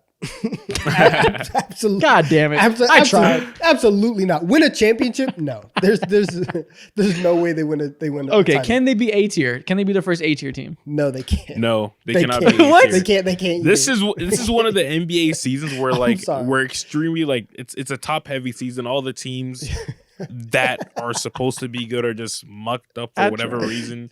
And the Houston Rockets, they're blessed. They're one of those teams that are just way ahead of the schedule. They figure out their identity and they're ahead of the curve because of that. But let's be real here. If your Thank you. playoff contention, championship contention is contingent on Jalen Green and consistency, You cannot be A tier for me, brother. You cannot be A tier. Now, I'll put them in A tier if Alfred Sengun was having like a genuine all-star season, averaging like 24, 25 a game.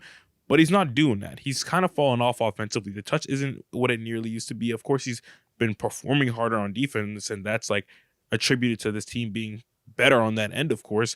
But Sengun isn't necessarily a force as much as I would want him to be, or a staple, or one of the genuine like top 3, 4, 5 best centers in the entire NBA just yet. Because of that, I think I feel comfortable putting him at B, because there's a real world in which we can envision them getting like knocked out in the first round. Sure, but I mean, part of this is projection, but we also can't just ignore what's happening in the regular season. Like, it's so easy to just be like, oh, haven't seen it before. They can't be there right now. They're top 10 in offense and defense. If we can put the fucking Knicks in B because they are great offensively and mediocre at best defensively, and someone like the Rockets can be second seed and do nothing but win, do nothing but what's asked of them, be an elite defense that will translate to the playoffs. Their defensive talent is utterly ridiculous. And be 8th in offense despite the structural issues they have on the team. Since they added Amen Thompson to the starting lineup, which is never going to change, by the way. I hope Jabari Smith is ready to speak bench, because he's not going anywhere. Amen Thompson, he's going to continue to start. That's a big part of why Jalen Green's having a big run. Demoted. It's not just Jalen Green just fucking flipped the switch to March Jalen Green. Amen Thompson is the perfect person next to him. His life has been much easier with the men there. He's fucking fantastic. They are top 10 in offense, and I feel like if we don't reward this team with A, it's like, are we just voting on what we thought before the season started? Like, we're just kind of fighting. We're just not acknowledging anything they've shown us. No, what is their ceiling? What is their ceiling? I mean, out west, I mean, would you be shocked if they're in the conference finals? Okay. I would be shocked. I'll be shocked. Yes, I would be shocked if they were in the conference finals. However, that is their ceiling. There's absolutely no way that they make the finals. That's like, I think we can all agree on that. That is not. There's no way that any team that's not OKC makes the finals. So if we play this game, we're not going to feel confident about any team besides maybe the Mavs. But like, if you do this, okay, so they have to go through, in order to get to the finals and contend for a championship, they have to go through the best team in the NBA at minimum, and then they would have to go through they would have to go through a Nikola Jokic. They would have to go through a Luka Doncic. They would have to go through all these other teams. The path is very hard. And then also, yes, I believe in their defense. I think that they are very, very good. I still have a lot of questions about their late game execution. And we saw about a month ago, in the closest you can get to playoff basketball in the Emirates NBA Cup against the Oh Warriors. my God. They were thrashing them. The game gets to the last 5 minutes, you start to see the offense bog down. Even last night against the Sacramento Kings, you get to the last couple of minutes, offensively, they made shots, but the decision making was still a little bit off. And you can see a little bit of the youth. You can see a little bit of their offensive struggles when they don't have a lot of A-tier creators. And so I do agree with Mo that if you are betting on Sengun and consistency from Jalen Green to get you to that next level, I don't think that that's a smart bet. And so I would put them in B because of that. I'm not arguing that they're going to be in the finals. I'm just saying, shouldn't we have some kind of like quality of team difference in these tiers? You could put them towards like the top of B tier if you want. That's fine. Yeah. They can't touch A. We look at a team like the Bucks and the Nuggets, who have done nothing of consistency compared to the Rockets. And like, they have the first and second best player in the entire NBA. Okay. Meanwhile, the Houston Rockets have like maybe the 40th, 35th best player in the NBA. Yeah. So that's where like the disparity is. No, like, I understand it. I'm outvoted, so they'll be B tier. It just looks funny to not. It does. I hate care about what the regular season at all. Like, what are we talking about? I agree with it's you. It's not caring, but to not. I just need some put it into the equation. Whatever word you want to use. Like, maybe you care, but clearly you don't care very much. Compared to versus projecting to the playoffs, which I understand that is the point of the list. So I'm not fighting it. We can go. I'm not calling. We're not calling them. I see frauds. this team, and I can see them like. You are literally calling them frauds. Successful. Yes, you are. If How? you're saying the 2 seed has no chance of making the conference finals, you are effectively calling them frauds. The 2 seed is a fraud. We're not Like, necessarily they're not- calling them frauds. I'm just No. looking at their dollar bill. I'm just like, yeah, this might be counterfeit. This might be. Okay, fake a little bit. okay, that's It like might that's, be. That's It might be. literally the I'm definition testing of calling you. somebody a fraud. I'm not doing that. I'm not doing I'm that. testing you. Obviously, you're not using that verbiage because you don't hate the players on this team, so you decide not to be that dramatic about it. But if you're saying the 2 seed has absolutely no chance of making the conference finals, you are effectively saying they are a fraudulent 2 seed, that they are not worthy, or their quality of team in the playoffs is not worthy of that 2 seed. Not necessarily, because I don't think that their losses or I don't think that their wins have come in a fraudulent manner. Like if you looked at where the Bucks were at the start of last season, and the Bucks had a decent record before they fired Adrian Griffin. And they were pretty high up. They were winning. They had like 30 wins at a certain point. I looked at that record, and everything that the Milwaukee Bucks did, I was like, this is a sham. I don't believe in any. I don't believe in any of I'm this. bamboozled. The Rockets, I legitimately do believe in their defense. However, I think that their flaw offensively drops them, because I do think that it is a big enough flaw to where when you play other teams in that conference, that is going to be a deciding factor. Yes, that's what it is. I And get for it. me, I'm if they not- had a singular, Yeah, like super they've earned trustworthy everything they've done. offensive force or engine on their team, then I'll be like, yes, I'll grant them A. If they had someone like a John Morant or something like that, yes, I'll grant them A, because this is a player who I can trust. He's like a security blanket, and I can trust in him in my offense whenever things get like really hard and really tough. And I as wanna for feel Jalen safe. Green, like I want to feel doing it. safe with my teams Exactly. in A and S tier. I understand. I won't be. Listen, if the playoffs started today, I wouldn't be out here predicting a deep Rockets run. So I get it. I'm not gonna. We can go B. I'm more so arguing in principle for the idea of respecting regular season in these tiers. Just because if we don't, we're gonna like. We're just picking the best players because we're like, oh, that wins in the playoffs, and then we get a version of the Suns last year where we're surely the best off the dribble shooters will win in the playoffs. And then they get their asses whooped by a team that had a good regular season, but we doubted them in the playoffs. We have two But 1 it's seeds like- and a 2 seed in S tier. We're clearly giving credence to the regular season. Sure, because we believe in those guys for the reasons I just said. Because they have 2 of them have top 5 players, and another one's on pace for 70 wins. So we gotta go S tier. The Cavs, Yes. but the Cavs are a team. The Cavs are a team who, like Mo said when we were talking about them, the last 2 years, flimsy in the light, looking counterfeit. Yet we are Sure, looking but at 70 but- wins, but- 70 win but pace we're- cures all. Guess what? I could look at that 70 wins and still be like, you're fraudulent, right? If there's anybody who's going to call somebody fraudulent, it's me. Oh my and the fact that gosh. we're out here giving them respect, it's okay. Like the Rockets Yeah. just aren't on that level. Yeah. Okay, that's fine. That's fine. Listen, again, I'm not super pro Rockets, so I get But it. they're I'm just not pro frauds, regular season though. respect. They're not Gun to the back of your frauds. head, Isaac. You alluded to this like just 30, 40 minutes ago. The Lakers face the Houston Rockets in the first round. Who you taking? Gun to the back of your head. I just cocked that bitch back. I'm Exactly. ready to let it spray. What you saying? We have to get So the more next thing I think we should talk We about- have to get more graphic every time. No, he's Yeah, like, what if started I it, man. fucking This pull is your the spleen episode. through your Fuck the ears? 2 flamethrowers up to your eye. Who are you picking? What if I surgically remove your organs? What are you gonna do? Where do you guys want to go with the Phoenix Suns? F. Really? Do they belong to be here? I mean, they got KD and Buck. We're so putting teams by on nature, here I if it's guess. their clear goal to contend. If they're obviously all bought into win now mode, you have to put them on this list for intent. They're motherfucking F tier. I'm telling you right now, they are making moves, acting, or not even acting, but they are making moves hoping that Nick Richards is your savior. Oh my If God. that- you're if right. that is the way that you operate, you are an F tier contender. They just traded like 4 or 5 first, second round picks for Nick Richards. That's all and they just had, offloaded too. Josh Okogie. They're officially broke, bro.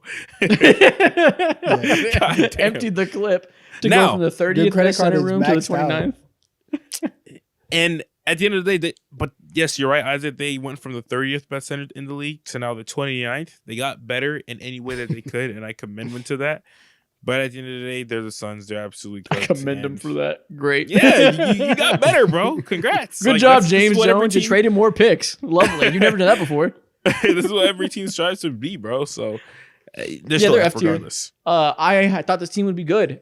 During the preseason, Yeah. I was fooled. Listen, my takeaway from this team is I will never, ever, ever, ever again pay attention to preseason basketball because I thought they'd be fine, and then preseason came around, and I ended up putting them above the Grizzlies because I was fooled by the new offensive system that Bud brought in, by the clear intent to up the three-point volume, the seemingly better defensive personnel around them, the seemingly better playmaking across the roster. I was fooled by all this to think that all these things I named could get the best of this big three of scorers.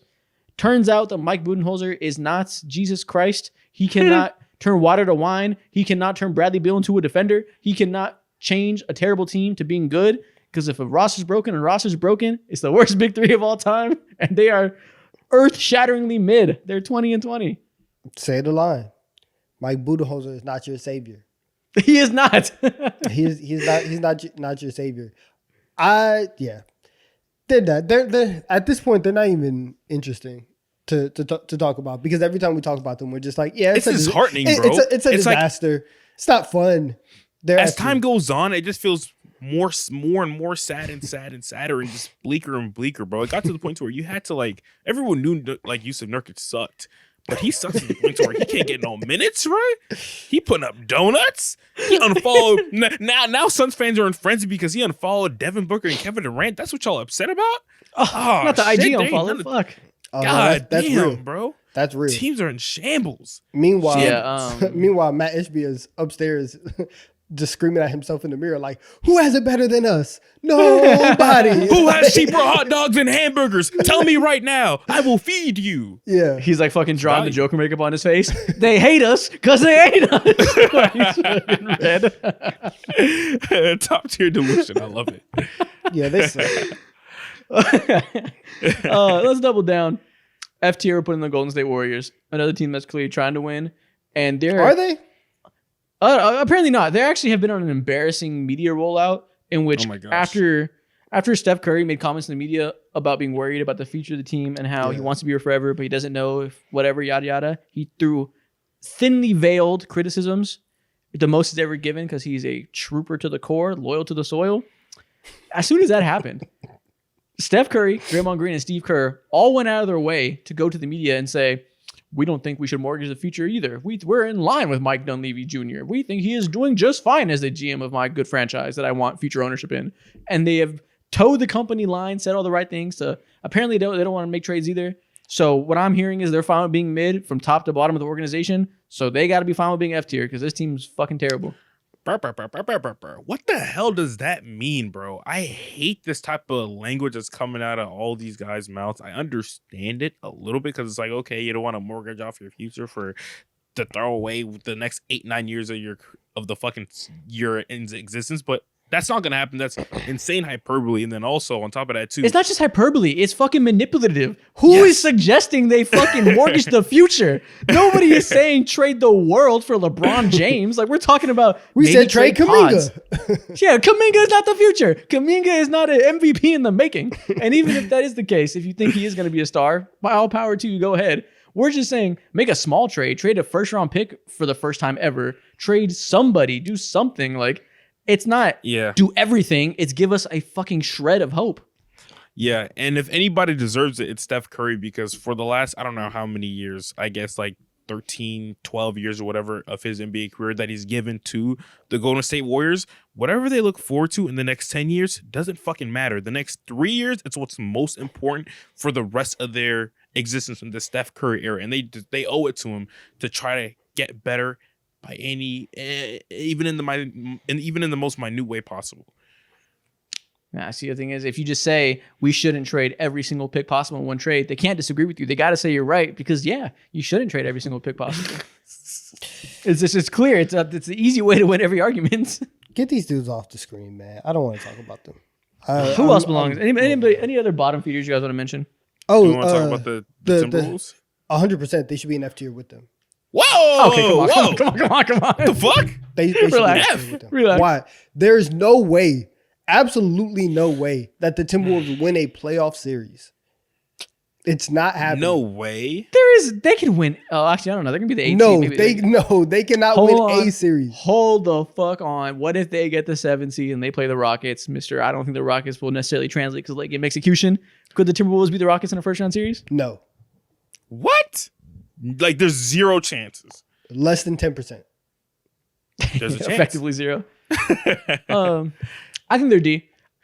And you Perfect can tell deal. me everything you want about the Timberwolves and why you hate them. I'll give you that time too. I'll give you space to tell me about the Timberwolves being Thank garbage. I won't disagree. But I will say I don't care. Because I'm of the belief that the Suns and the Warriors are a special level of pitiful that deserve a tier to themselves. So even if you want to convince me the Timberwolves are F tier quality, and if you succeed in that, and I do agree with you that they're just as bad, I'll still tell you I don't care because I'm not putting anybody in the same tier of pitifulness. All right, well, let me tell you why they suck. So I think that the Timberwolves are awful because they are clearly the fit between Anthony Edwards and Julius Randle. No, don't put them in D yet. Don't put them in D yet. Go ahead. Keep talking. Anyways, the fit between Ant and Julius Randle is not one that is good. They struggle so much. One of the best things that they can do is to not have Julius Randle out there. And when you have it right, and to have Naz Reid in that space, and when you have a $35 million a year player, you have somebody taking up that much of your resources to go out and do anything else. It is not that is not optimal for a team that wants to win a series. The deadline is about 3 weeks away. Nobody is trading for Julius Randle. That is not good. The vibes since day one have been completely off from this team. Anthony Edwards has not only had to deal with bad spacing, he has had to go out and try to create his own spacing. Anthony Edwards, one of the most athletic guards in the league right now, one of the best slashing guards in the league right now, had to say, hey, I'm going to come out here. I'm going to take mad threes a night. Granted, he's doing it well. Shout out to him, right? He's just good like that. But he has had to completely change his game to accommodate Julius Randle and Rudy Gobert and Mike Conley, who is still, even though that, he's on the bench, is still a part of their rotation. Listen, man, when it's gone, it's gone. And I'm sorry, it has left. It's time for Mike Conley to put on the sweatsuit and get a clipboard. He has to go into coaching. The player life is not for him anymore. And you look at the Timberwolves and you look at everything that they have. Julius Randle, negative on this team. He is a negative. Mike Conley, not giving you anything. You have about 5 to 6 guys that are actually in your rotation. Jaden McDaniels, who they have needed to step up for years, is not stepping up. Rudy Gobert, listen, Rudy, you get to live today because I'm not going to go crazy. But you understand the limitations offensively that you have with Rudy Gobert at your 5. I don't think that there is any way that the Timberwolves win a series. And if they play the Rockets in the first round, they get beat in 5 games and the Rockets will lock them up. Ooh. Wow. I hear you. I see you. I'm once again giving you space. And if I was Chris Finch, I'd look you in the eyes and say, we're not the Warriors, though. We're one tier above them. Yo, these arguments are so lopsided. Isaac, you're entirely basing it off of just how ass and how much in the hell the Phoenix Suns and Warriors are. And Donovan actually has real static with how just the season has played It's out awful. for this It's team. awful. No, I have real is reasons too. I have real reasons. The Warriors are devoid of hope unless they make a move. There is no formation of this team that can get them to being B tier or higher, I think. The Timberwolves are one Julius Randle turned ankle away from starting Naz Reid at the 4. You're wishing the worst on this team for it in order to I don't turn want it. around? I want them to trade Julius Randle. I don't want everybody to stay fully healthy and have a prosperous career as an athlete that has a limited shelf life, that injuries make it worse. They should be healthy. If Julius Randle misses even a little bit of time, this team is going to start Naz Reid and look like they did last year because they're going to have the right spacing out there. That lineup has a very good net rating. Another good lineup they have is whenever they play Jaden McDaniels at the 4 with Gobert, and then they have Nickeil Alexander-Walker, Dante DiVincenzo, and Anthony Edwards out there. They have strong lineups that give me faith that whether it's benching Randle one day, whether it's getting blessed by some missed time and seeing the better version, whether it's maybe a trade, they have a path to success in a way that makes their team make sense because they have life in certain lineups. And even if not, they are mid. Mid teams can have good runs. We could look up and they could be on the type of the past 2 weeks the Pacers have been on. And we could look up and say, hey, Timberwolves just went 7-3. Now they're the 7th seed. Now things are competent. They have that in them when they have the talent they have. The Warriors don't have that ceiling because they're devoid of talent. The Timberwolves have a little ember in there. The fire isn't fully out. The ember's there. If I blow in it the right way and catch the wind, I can get a decent little stretch that gives them life, and you'd say, okay, they're a better off situation than the Warriors. The T-Wolves just lost at home to the Warriors. I cannot see. Yes, cool. Yes, it's on the screen right now. I simply don't see. But at the end of the, I hear you and I understand you. But at the end of the day, like the Warriors just don't have the framework and the Minnesota Timberwolves do. I agree with you, Isaac. They belong in D. They belong in D. They have the same floor. You're right. I understand. They just have. I can envision a world where the ceiling's slightly better, and I don't feel that way about the Suns. I think if you're F tier, you have to be completely, entirely, 100% fucked.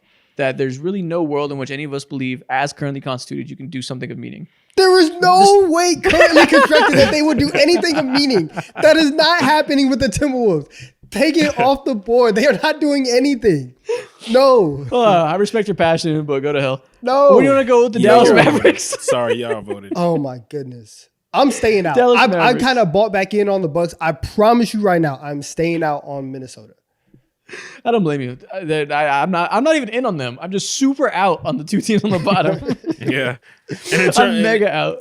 Yeah, in terms of what this tier list is, they deserve to be in D for that reason. What about the Dallas Mavericks, Mo? Where do you want to put them? Such a weird team, such a weird season, solely because of health. When I look at the team, I'm happy with what you got. All the offseason signings when it comes to Najee Marshall, he's been performing exactly how you envision him performing when it comes to what he is defensively, giving you a lot of the same things that Derek Jones Jr. did. But the thing about Najee Marshall is that he has actual, he has layers to his game, can attack a closeout. He's a better shooter and all that compared to Derek Jones Jr. And that's kind of like that makes our offense a little bit more complicated, a little bit less predictable, which is so needed for the type of franchise for the type of player they're building a franchise around. And that, along with Quentin Grimes doing his thing too, he's gonna get a fat ass bag next season. They're finally starting Derek Lively Jr.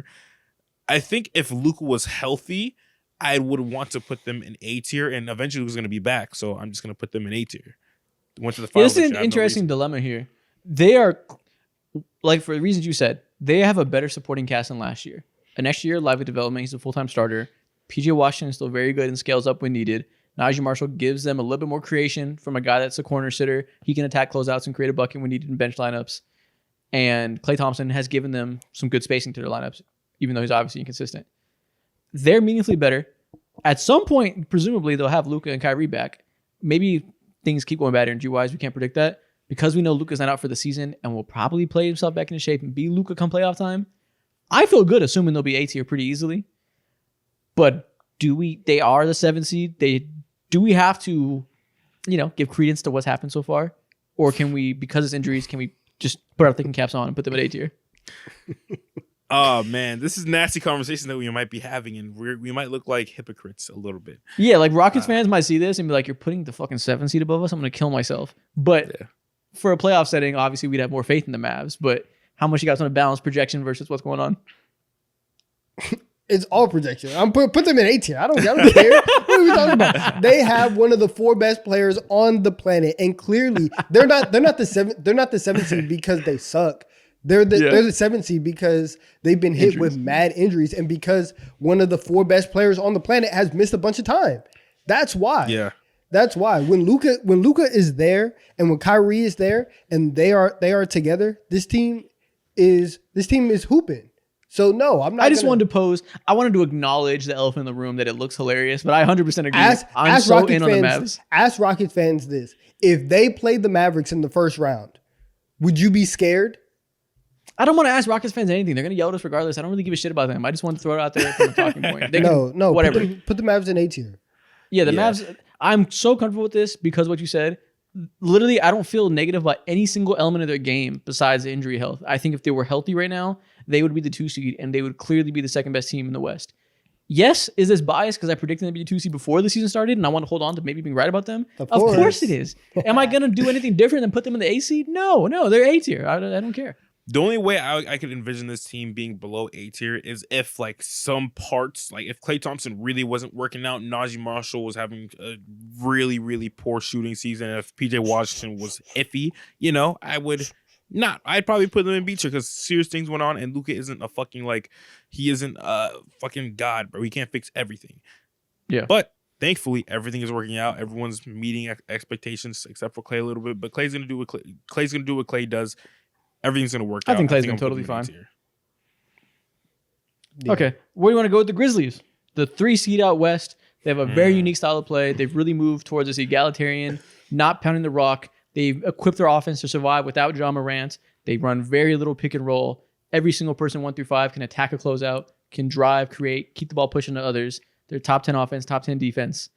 But we've seen some up and down Ja Morant games lately as he tries to adjust to that life in this new system that doesn't quite prioritize him enough. We've also seen Jaren Jackson kind of fill that void and be the number 1 scoring option. It's a very new look Grizzlies team. How do you guys see that going in the playoffs? Houston Rockets fans are going to hate us because just a couple of nights ago, we seen the Houston Rockets put fist on the Memphis Grizzlies. Not really fist. It was a close game. But I'm still going. I think the Memphis Grizzlies are a tier above the Houston Rockets, and they probably belong in A tier. They're a more complete version of that team. Yeah, you can see the Grizzlies translating a little bit better to the playoffs than the Rockets. Yeah. I guess that's fine. They're a game and a half removed, 2 and 3. So in terms of regular season credence, they're very similar. The Rockets have 1 more win. I think it's fine if the difference between that is you project them to fit a little bit better. I do wonder how the style plays going to go. Like, it is very like power of friendship. It works very good for the regular season. It's beautiful game stuff. You have to really be clicking. You have to those principles you installed. Like I said, lack of pick and roll play. Everybody drives and kicks and is on a string, making the right rotations, filling the right spaces offensively. That can go really good or really bad. If you play a team that really hones in on that, like maybe the Rockets and their crazy defense, you could see a world where they kind of like crumble because of that strength that becomes a weakness all of a sudden. I think they might have some variance in the playoffs is all I'm trying to say. And that's fair. Like, I think a lot of stuff in the playoffs is really matchup dependent. But I think I think the Grizzlies, the fact that they're playing this way doesn't necessarily scare me because I think that to do it, to play this style of basketball correctly, the vibes need to be high. And outside of, the stints where Ja Morant has not been on the floor for outside reasons, the vibes have always been high in Memphis. And they've always felt like a really connected team. Their depth has always performed. And they've always been able to find guys to come in and play roles that they have asked them to do. So I think that that's fine. And then even you talk about scaling up or you talk about the playoffs, I think it's easier for them to scale up and ask Ja Morant, hey, we're actually going to need you to go get 30. We're going to put the ball in your hands a little bit more. We might run a little bit more pick and roll. That's okay because now this entire season, now we have Ja Morant running pick and roll and we can have Jaren Jackson doing it. And he has had time to elevate himself offensively to where that duo is now a like serious threat in the playoffs. And so they're a team that has a lot of depth. They have an identity, which matters. They have some playoff experience. They have the guy in Ja. Yes. And Jaren Jackson, like you said, is taking that leap. They have a lot of things going for them. So I would put them in A tier. Yeah, I have a That's lot fair. less questions about the Memphis Grizzlies than I do about any other team in B tier. Like, obviously, the Milwaukee Bucks and the Denver Nuggets, they have 2 of the best players in the entire NBA. The New York Knicks have one of the best offenses that the entire NBA has to offer, but their defense is like completely trash. And as for the Houston Rockets, one of the best defenses in the NBA. But going back to what you said, Isaac, about like variance and your worries with the Memphis Grizzlies, I can tie back to the Houston Rockets and how like they have like the most insane variance for the top seeded teams in the entire NBA. And for that reason, that's why I feel a lot better with the Memphis Grizzlies. Yeah, aesthetically, I understand why the issues. I think both teams could encounter similar issues in a playoff setting for different reasons, and I think it's easier to overlook the ones the Grizzlies have. I don't feel like they're that different in reality, but I can understand why we do feel that way. And I also think the Grizzlies have a little more versatility that could end up going well for them. Jaren's offensive leap could become really, really important in a playoff series. The presence of Edey, if they get him going, he's been up and down because he went out with injury, but before he went hurt, he looked really good. And, his presence gives them the ability to go big with him and Jaren playing together, or they go just Jaren at center, or they go just Brandon Clark at center for some lineups. Like, they have a lot of different ways they can play that really, I think, is important for a playoff series to have versatility. Some of the best teams in the league that I really, really respect, like the Cavs and the Thunder, have that ability to have versatile bigs specifically. I think the Grizzlies have the same advantage. So, yeah, I guess A is fine. Okay. Cool. I like it. Where should we put the Clippers on this list? They're They deserve casually the 5 seed. Kawhi Leonard is casually playing basketball again, looking pretty fucking good, handling the ball extremely well, getting his fucking buckets in these limited minutes. If Kawhi is healthy, again, we've overlooked the Clippers all year because we didn't expect them to be able to stay afloat without Kawhi, and they've done more than that as the 5 seed. Like, I don't think we've talked enough about how outrageously wrong they proved everybody. And if Kawhi is going to be back, again, a healthy Kawhi is like, you're lying to me. We're betting on the wind. Yeah. And like it's a social construct. But if he is healthy, they're gonna be dangerous as hell. Like they're gonna right now it would be Nuggets versus Clippers in the first round. I can tell you as a Jokic fan, I would not be excited about that. Yeah, I mean, even without like a healthy Kawhi, they would just be like a very, very, very annoying team to deal with because of the style of basketball that they play, and they are like in general defensive minded. If Kawhi was healthy, then I would probably put them in B tier because there is an actual pathway specifically for them to upset a team and just like genuinely like not make a run. Well, Kawhi but is just be healthy. one He's of here those now. teams. So what? I don't know how consistent that is going to be, and Me because neither. of the scar trauma that I have, I want to put them in C tier. They belong in C tier. There's Okay, that's fair. I think Stop it. if Kawhi was a normal human being with normal legs, they would definitely be B tier. But I think C is fine just because we have to apply the Kawhi tax where there's history says he won't be there. We leave the door open because if he is, they have the ceiling that needs to be respected. But because history says that, they can't be higher than C. Yeah, if James Harden was like more efficient, then I would probably be like, okay, you can cohort me to put him in B tier because James Harden's playing like not peak James Harden basketball, but something close to that. Then I'd be like, yeah, for sure. But they're the 5th seed, and no one's talking about anyone on this team being a all-star at all. Donovan wants to hate really bad. I'm not going to let him. How do you guys want to handle the Magic, who they are good right now? They're the 5 seed. They have not played a single game where Paolo Banchero was playing at his new star level, and so was Franz Wagner. We've seen them do it separately. We feel decent, us personally, about the fact that they can probably click at the same time when they're both healthy, both playing at this new all-star level. But it's entirely imagination. We haven't seen a single game of it. So any equity we put in a championship ceiling or a conference final ceiling is entirely made up and projected. What do we do with that? We let our imagination run wild and we put them in A tier. What? Okay, well, A tier is crazy glaze. Nah, realistically, they're probably in B tier. I see that's what we're getting back to. We look at a team like the Rockets. Okay, they can't be B tier either. Let's be real. They can't be B tier. If we look at the Rockets and say everything you've done is great, we're putting imagination next to you. Come on now. Listen. That music been playing too much. Such in is your head, ain't life. it? I don't make the rules. I just follow them. I'm sorry. You have not been to the playoffs in years. You are telling me to bet on a Jalen Green heater to take you to the promised land. I've seen it year after year after year. He gets on a heater, then goes on a colder. I'm not doing it. I'm not doing this, man. Well, if we want to do that, I've seen year after year after year, Franz Wagner can't shoot in the playoffs. Franz Wagner doesn't shoot well next year to Paolo. after year after year. It's been 1 year. I don't believe that. But we're putting a certain amount of trust into their upside. It's And been we're 1 not year. putting into their Paolo's out here getting 30 last year. Again, if Paolo plays at his normal level and continues to be this newfound superstar, and Franz comes back and plays the same way he did before, I could see them having an A type of ceiling if we get 25, 30 games with them to prove it.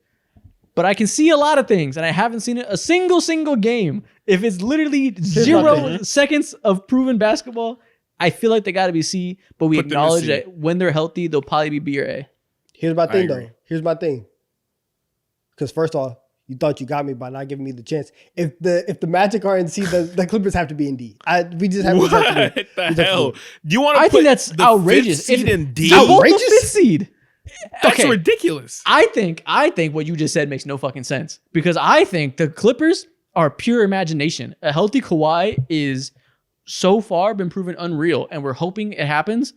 A healthy Magic has literally not happened. We're hoping it happens, and we're hoping Franz can be a star next to Paolo. They are both equal amounts of hope in a ceiling that we have not seen at all. That to me screams same tier. The fact that you would see those two teams and say one has to be lower. What are we talking about? They're the same situation. First of all, a lot of things that you said, and here's what I'm going to say. One, when we talk about the Orlando Magic, we are talking about a team that has Paolo, who we've seen in a playoff setting before and has thrived. We've seen Franz Wagner this season take a step forward. Have you seen it next to Paolo? Hold up. When we talk about the Clippers, there are two things that you are banking on. One, is Kawhi Leonard going to be there? Kawhi Leonard has played he's played 4 playoff games in the last 2 years. He has gotten hurt every single year that the Clippers need him. I want to throw that, strike it from the record. Kawhi Leonard is not to be trusted in terms of being there when it counts.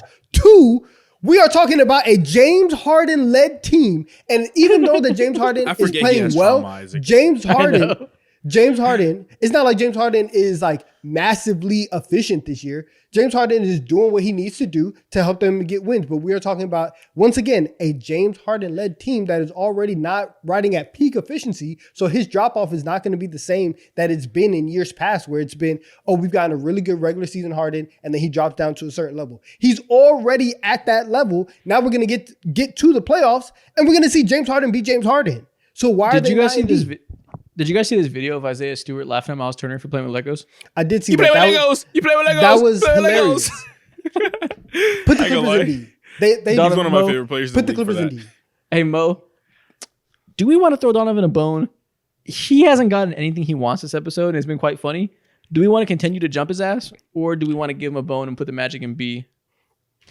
Either put the Magic in B or the Clippers in C and D. I'd rather have the Clippers in D than Magic in B. You tell me hate wins out for you? Yeah, exactly. If I have to pick one, and which one is like actually like more realistic, because obviously we are expecting a lot of stuff from the Magic, and like you said, it would be kind of disrespectful to put them in the same tier as the Rockets, who have proven a lot and have a nice body of work. But again, so do the Clippers this season though too. But okay, so I think you just admitted that. You just admitted that, so we're not changing the shit. There we go. This is the tier list. We're banking on James Harden. I can't believe you use Harden. body of work in the Orlando Magic in the What same are you sentence. saying banking for? We're not banking on jack shit. They're in C tier. We're not exactly calling it as like some Clippers run coming. I don't expect none but disappointment. That's it. You have a chance to be. You're expecting disappointment, and you want to put them in C. Put them in D. Okay, first of all, you were just talking about how the Timberwolves are like the shit beneath my shoe, and you want to tell us to put them in the same tier or anywhere close to it? No. Again, well, if it was my tier list alone, the Timberwolves would be in F, Lost. and then the Clippers would be in list. D. That's what I'm saying. So I'm trying to convince y'all. But for real, like you guys are out here trying to put Kawhi Leonard and James Harden in 2025 as a C tier contender. There's no way. So how are we feeling, Mo? Is this a perfect tier list, Mo? Why are we doing this? OKC, Cleveland, Boston in S tier. A tier, we got the Dallas Mavericks, Memphis Grizzlies. See, I told y'all a couple weeks Nuggets, ago that I Knicks, feel like it was y'all Rockets two B, against me, and I didn't like the way that Lakers, it was going. And clearly, Clippers. HR did not and have the Magic in conversation C with you tier. guys. D tier, Timberwolves and F. Get fucked. This is Suns awful. and Warriors. This is again. I hope the Clippers perfect get swept. TD3 tier I really list. do. I really do. Y'all don't understand what y'all have done. Now you got it Y'all out have worse for really. the You Wolves. guys have turned my hate up for the Clippers even more. I hope Why? they lose. I hope they lose in the play-in. I really You know what's do. funny? As soon as that happens, you're gonna come up here and be like, "I told y'all fucking Clippers." You're like, "Get your mans," as if I give a fuck about the Clippers. No, Like, no. From this point on, that is your man's. No, That is your it's guy. not. No, that is y'all's collective man. Go get your mans. We Go do get your not mans. rock with the Clippers like that. No. We just don't hate them. No, you and Zubac I be just think it's texting funny. late night. Zubac be texting you. You on your tummy, kicking your feet. That's your man's. That's your man's now. That is your man's. Mo, can you do me a favor? Can you transition us to TikTok time?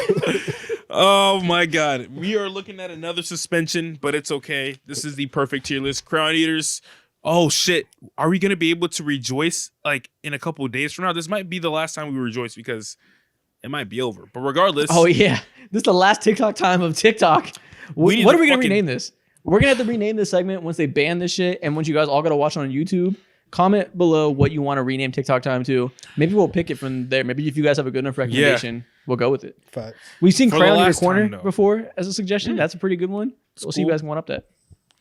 For the last time, Crown Eaters, rejoice. This is for you for maybe the last time. Show's not going anywhere. I just gotta call it something else. Yeah, exactly. Welcome to TikTok time. Once again, we're going to begin with a draft. And this time we're going to do a draft building a player with only skills from players who aren't starters. Strictly bench guys. Okay. Deep cuts. Getting in the weed with this one a little bit. I like this. Yeah, normally when we do these build a player drafts, it's always like everyone's a god because we have straight superstar traits. This time, good players on this list. Switch it up. No all-stars. So we gotta really flex that knowledge a little bit and make some good team building. All right. Let's do this. Let's see who's a knower. So draft order, it's me, Donovan, Mo. I got first pick. To start this off, give me Asar Thompson's body. Okay. I need one of the best athletes in the NBA. I can't take a men anymore, so give me his twin. You did twin. Okay. Sounds I like good. this. Sounds good. For defense, first team, I would like Alex Caruso's defense. You can have it. Okay. No balls on my team. All right. So for shooting, give me Peyton Pritchard. Oh, that's a good one. Okay. Give me the Ooters. And then, you know what? Let's go white on white for playmaking. Give me TJ McConnell. There we go. You have a type. Keep it steady and ready. You have an archetype you're looking through. Yeah. Here we go. I hope you see it through to the end. Please. All right. For playmaking, give me Scottie Pippen Jr. for playmaking. Okay. All right. That's fine. He has a lot of big assist games this year. Yeah. For shooting, Great player. give me my sunshine. Give me Jared McCain shooting. Is he? What do you mean, is he? He's not a starter. He wasn't starting. I mean, he was starting a good amount. Did he? I think if he Let me check. did he start more games than he sat on the bench? I'm checking that right now. We're getting a fact check right now. Jeremy Nope. McCain, he played in 23 games, 8 games. starts. And he only started temporarily. He wasn't starting when he got hurt. Oh my His god! last 3 games, he did not start. He's trying to find all the holes in the game. Okay. No, he filled in starting when people got hurt, but he wasn't a starter. You're valid. All right. I was upset that he wasn't a starter. I vividly remember going, why did they bench him? Valid. So give me his shooting.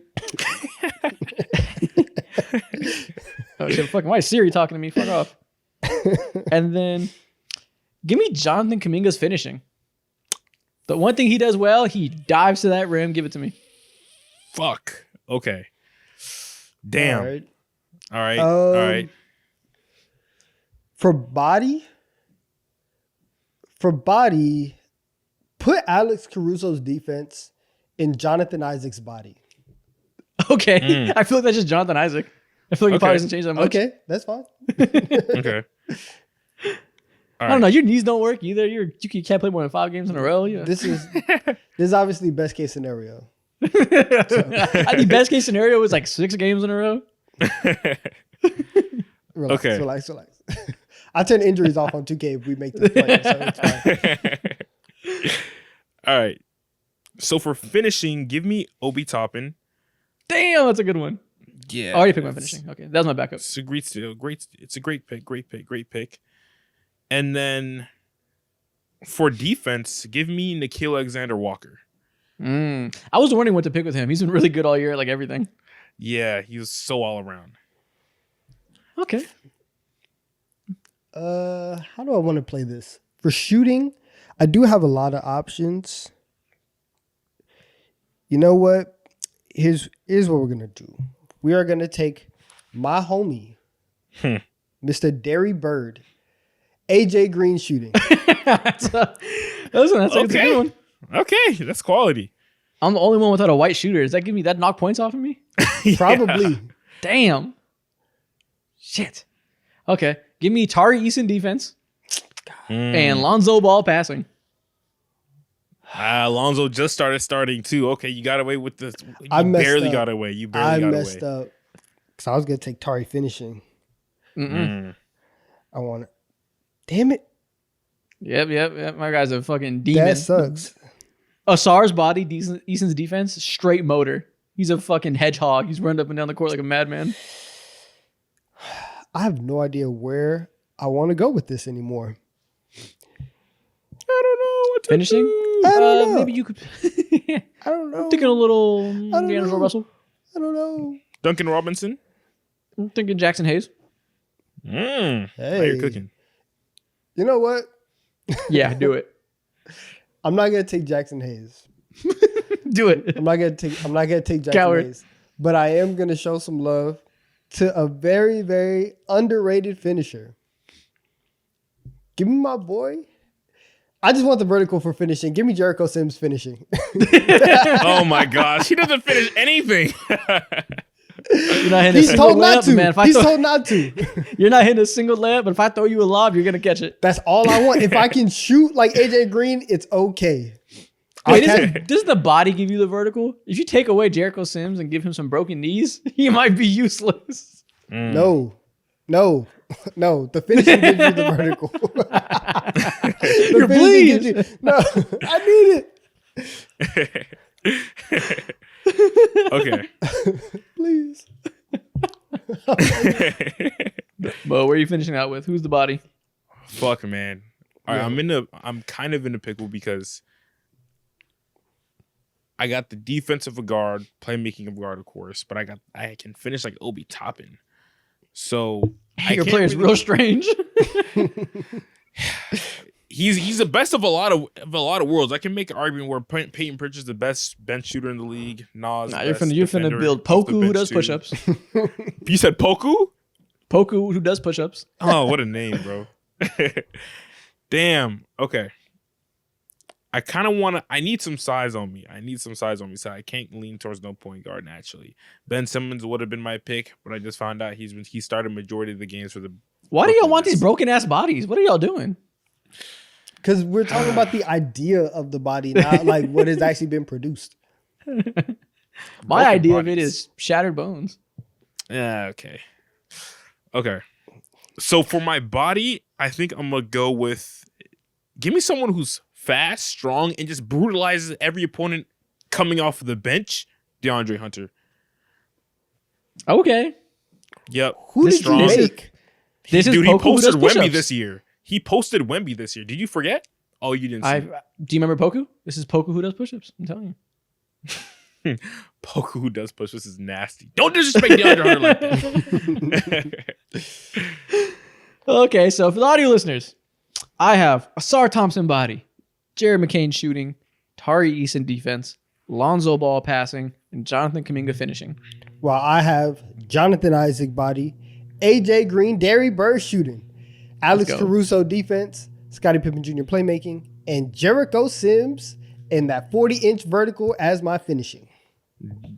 That's disgusting. go. Do you have the worst in every category? No, Oh, I you don't have the worst the body.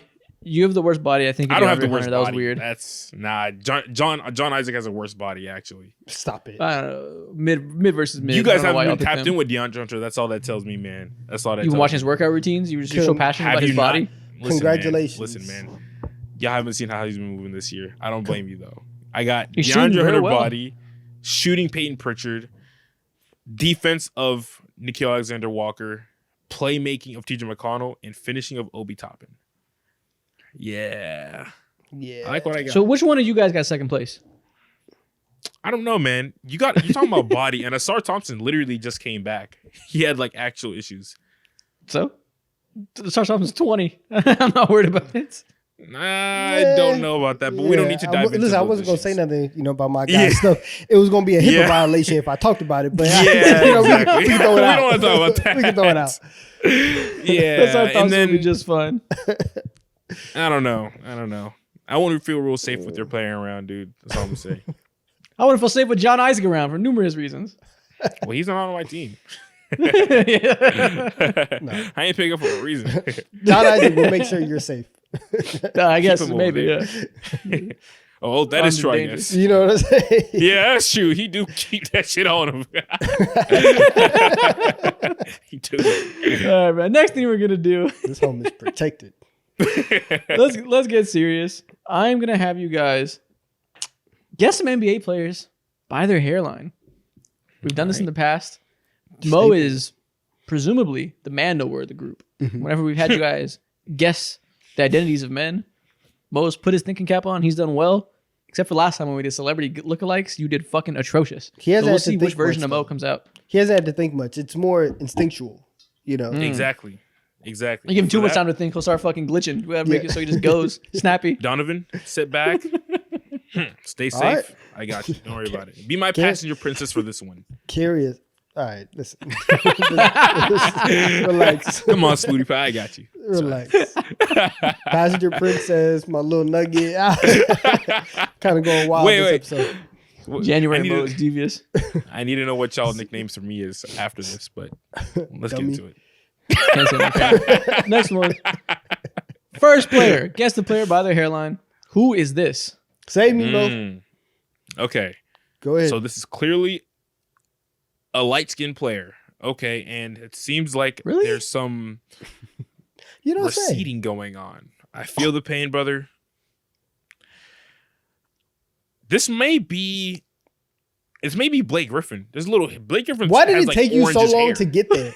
This What? is You see the stop You it. see the red hair. I'm Say being Blake Griffin. articulate. Stop it. What? I'm weighing on my options. Did you not see how fast I was last TikTok time when it comes to this? I was Stop. atrocious. I was This like is 0 Blake for Griffin, 16. 100%. Mo should have got It it is. instantly. Go ahead. I don't know if this is wrong for me to say, but this looks like that ice cream, the Choco Taco. Listen, you're gonna have to tell Blake Griffin that to his face. Hey, Tell him he's the on- hairline looks like a Choco Taco. Yeah. We're gonna have to might set body this up. slam you. We're gonna have to set this up. This is Blake Griffin. Obviously, the red hair gave it away instantly. Damn, this is old Blake Griffin too. Yeah, this is last year in the league. This is damn near current day Blake Because Griffin. remember, rookie Blake Griffin had the line. He had the lineup. Yeah, sharp as ever.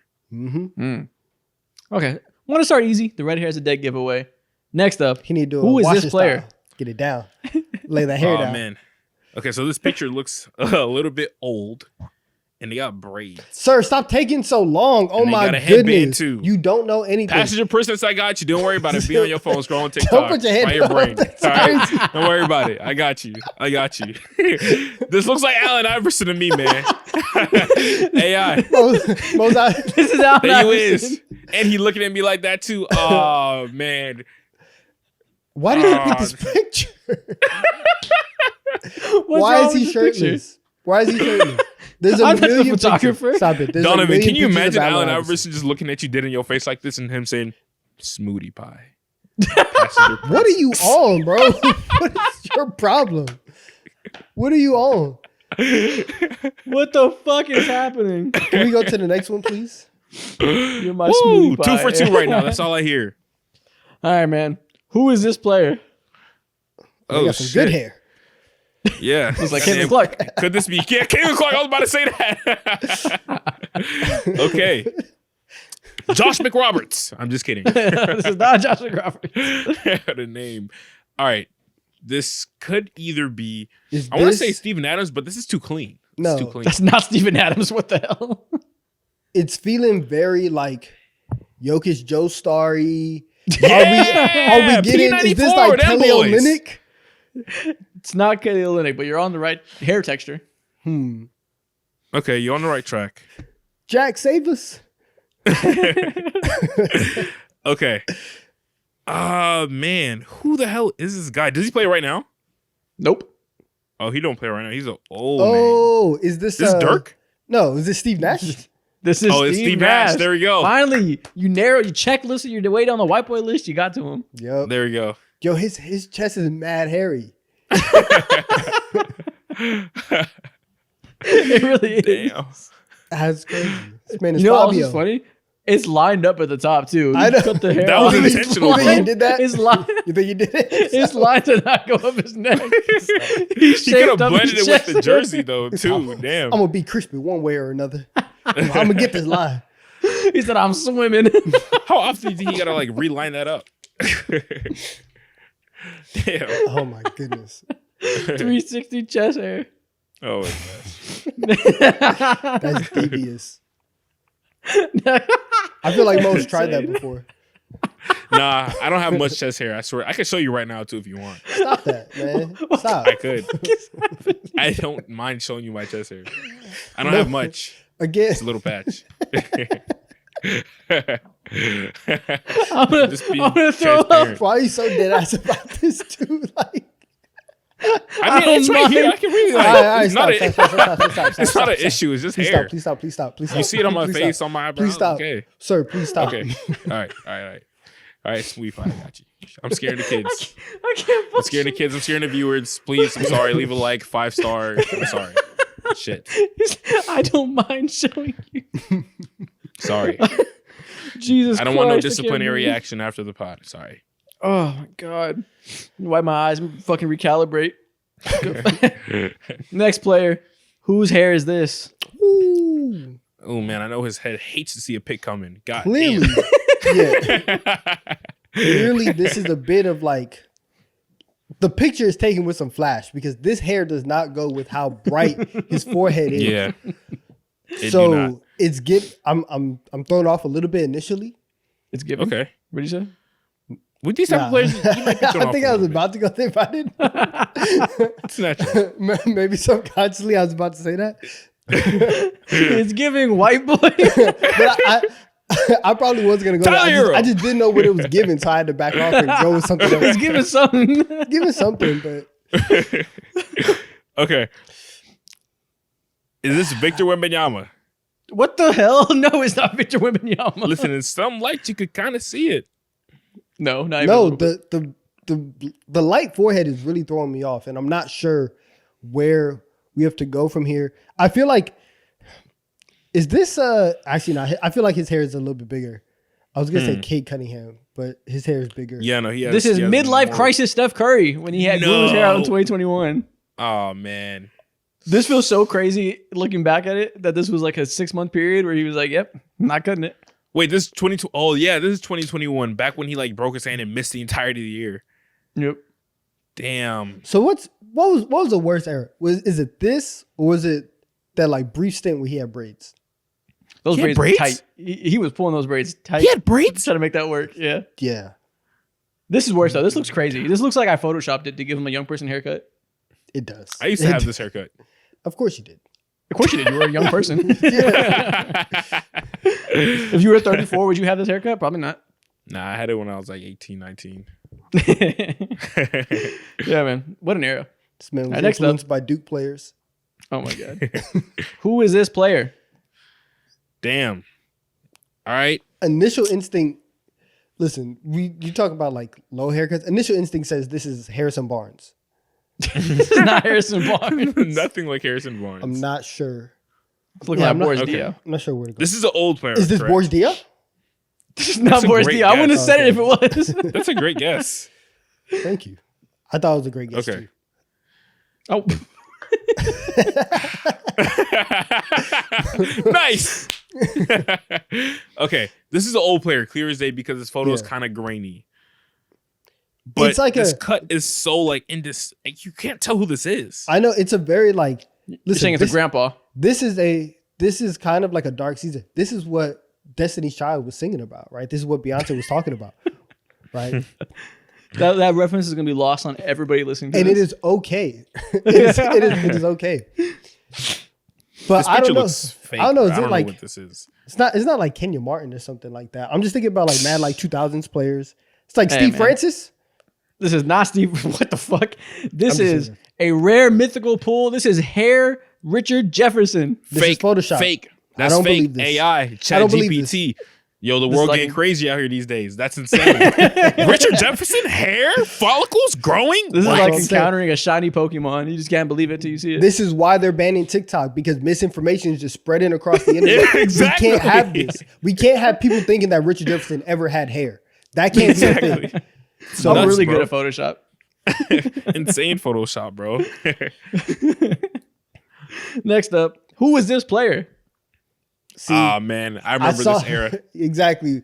You fooled us earlier, but this I know a midlife crisis when I see it. I know a cry for help when I see it. Brother was going from team to team to team, country to country. Couldn't find a home. Had no beefing with place all to these rest other his players. head for 6 months. This is Dwight Howard, bro. Show him, This is Dwight Howard. Lord. Where the hell did he get this from, bro? Let my little ball. The LaMelo influence. Spot him, got him. I'm so glad he cut that. He's too grown to be having a haircut like that. Won a Next one. championship though. Who is this player? Ooh, damn. This man is stressed a lot. Yeah, you see a couple grays in it. Forehead. Can Kinda be see going through a can little see bit the of wrinkles turmoil. starting to form, right? They're on the older side. Yeah. I see this and I Okay. think instantly Draymond Green. This is Draymond Green, correct. Stress is the perfect way That to brother go about is it, bro. stressed. Yes. Oh my God, bro. Time is ticking right now. You got to cover all these places on defense. They're asking you to be a 40% shooter while also averaging 16 points a game. God, Meanwhile, having to be a company man and agree with everything that they're trying to tell you to, nah. Mm-mm. Mm-mm. It's hard knock life. It's awful. tough. Next one. Which player is this? Woo! Oh, this could be anybody. Let's see. They're Could be bald, but you anybody. can kind of see the hairline. Only old people really do that. I would also. call that a hairline. It's pretty high up. I don't know if it's a I mean, hairline. it's like akin to Stephen A. So like, Yeah, exactly. You show this Stephen A, It's- he'll be like, yeah, it look like a quality cut. Where'd you get this pic of me? so I'm trying to get like that, you know. Who's this barber? Matter of fact, give me his IG. just like Doc Rivers, maybe. It's Doc Rivers, Chris Paul coded. Sam It's not them Cassell. for sure. Sam Cassell. Yes, I would vote Sam Cassell. Right. This light ass head. What are you talking about? Sam I don't know. Cassell's- Listen, the right light. The right light. Is this Jared Jack? That's a good guess. This That looks is like really Jared good. Jack. That is really good. This is bald Richard Jefferson. No, this is real Woo! right here. This is Yeah, real that right was- here. I should have I'm used to known. I this. should have known. Finally, Is this something the that makes Denver sense to my Nuggets eyes. Yep. This What looks time, like- man. This looks like the Richard I know. Great This guy, looks like home. man. Exactly. feels like safety. Yes, man. Yes, man. Just looking really swell. Yeah, just good guy. Next up, whose head is this? Oh man, I know who this is. This I could be wa- I Donovan want back that. when he was in like fucking 5th grade or something like that. Sixth, 7th grade. Listen, me, Amon Shumpert, and Norris Cole brought the flat top back. I'm letting you know that right now. I'm part of the trio. We were in the group chat. We were talking about it. It was great. I see this though, and I do see a young player. I see like a I young think it's Jalen 2013. Brown. Whoa. This is Jalen Brown from his rookie year from Summer League, actually. okay. Come on I was now. gonna say Neuros Noel. The Khalid Nice. look-alike. No. Okay. Khalid. That's true. That's the last one we got. So we gotta go with an easy one. The next thing we're gonna do, let's talk about basketball. Let's get serious. Okay. I feel like this year has been a real changing of the guard. You know, we started saying that last year. It was pretty clear, but this year, like even more so, all the old heads are like largely irrelevant. And the league's ran by young stars now. You know, you're seeing the NBA market them more. We're getting the Cavs and the Thunder pushes the future with these young stars.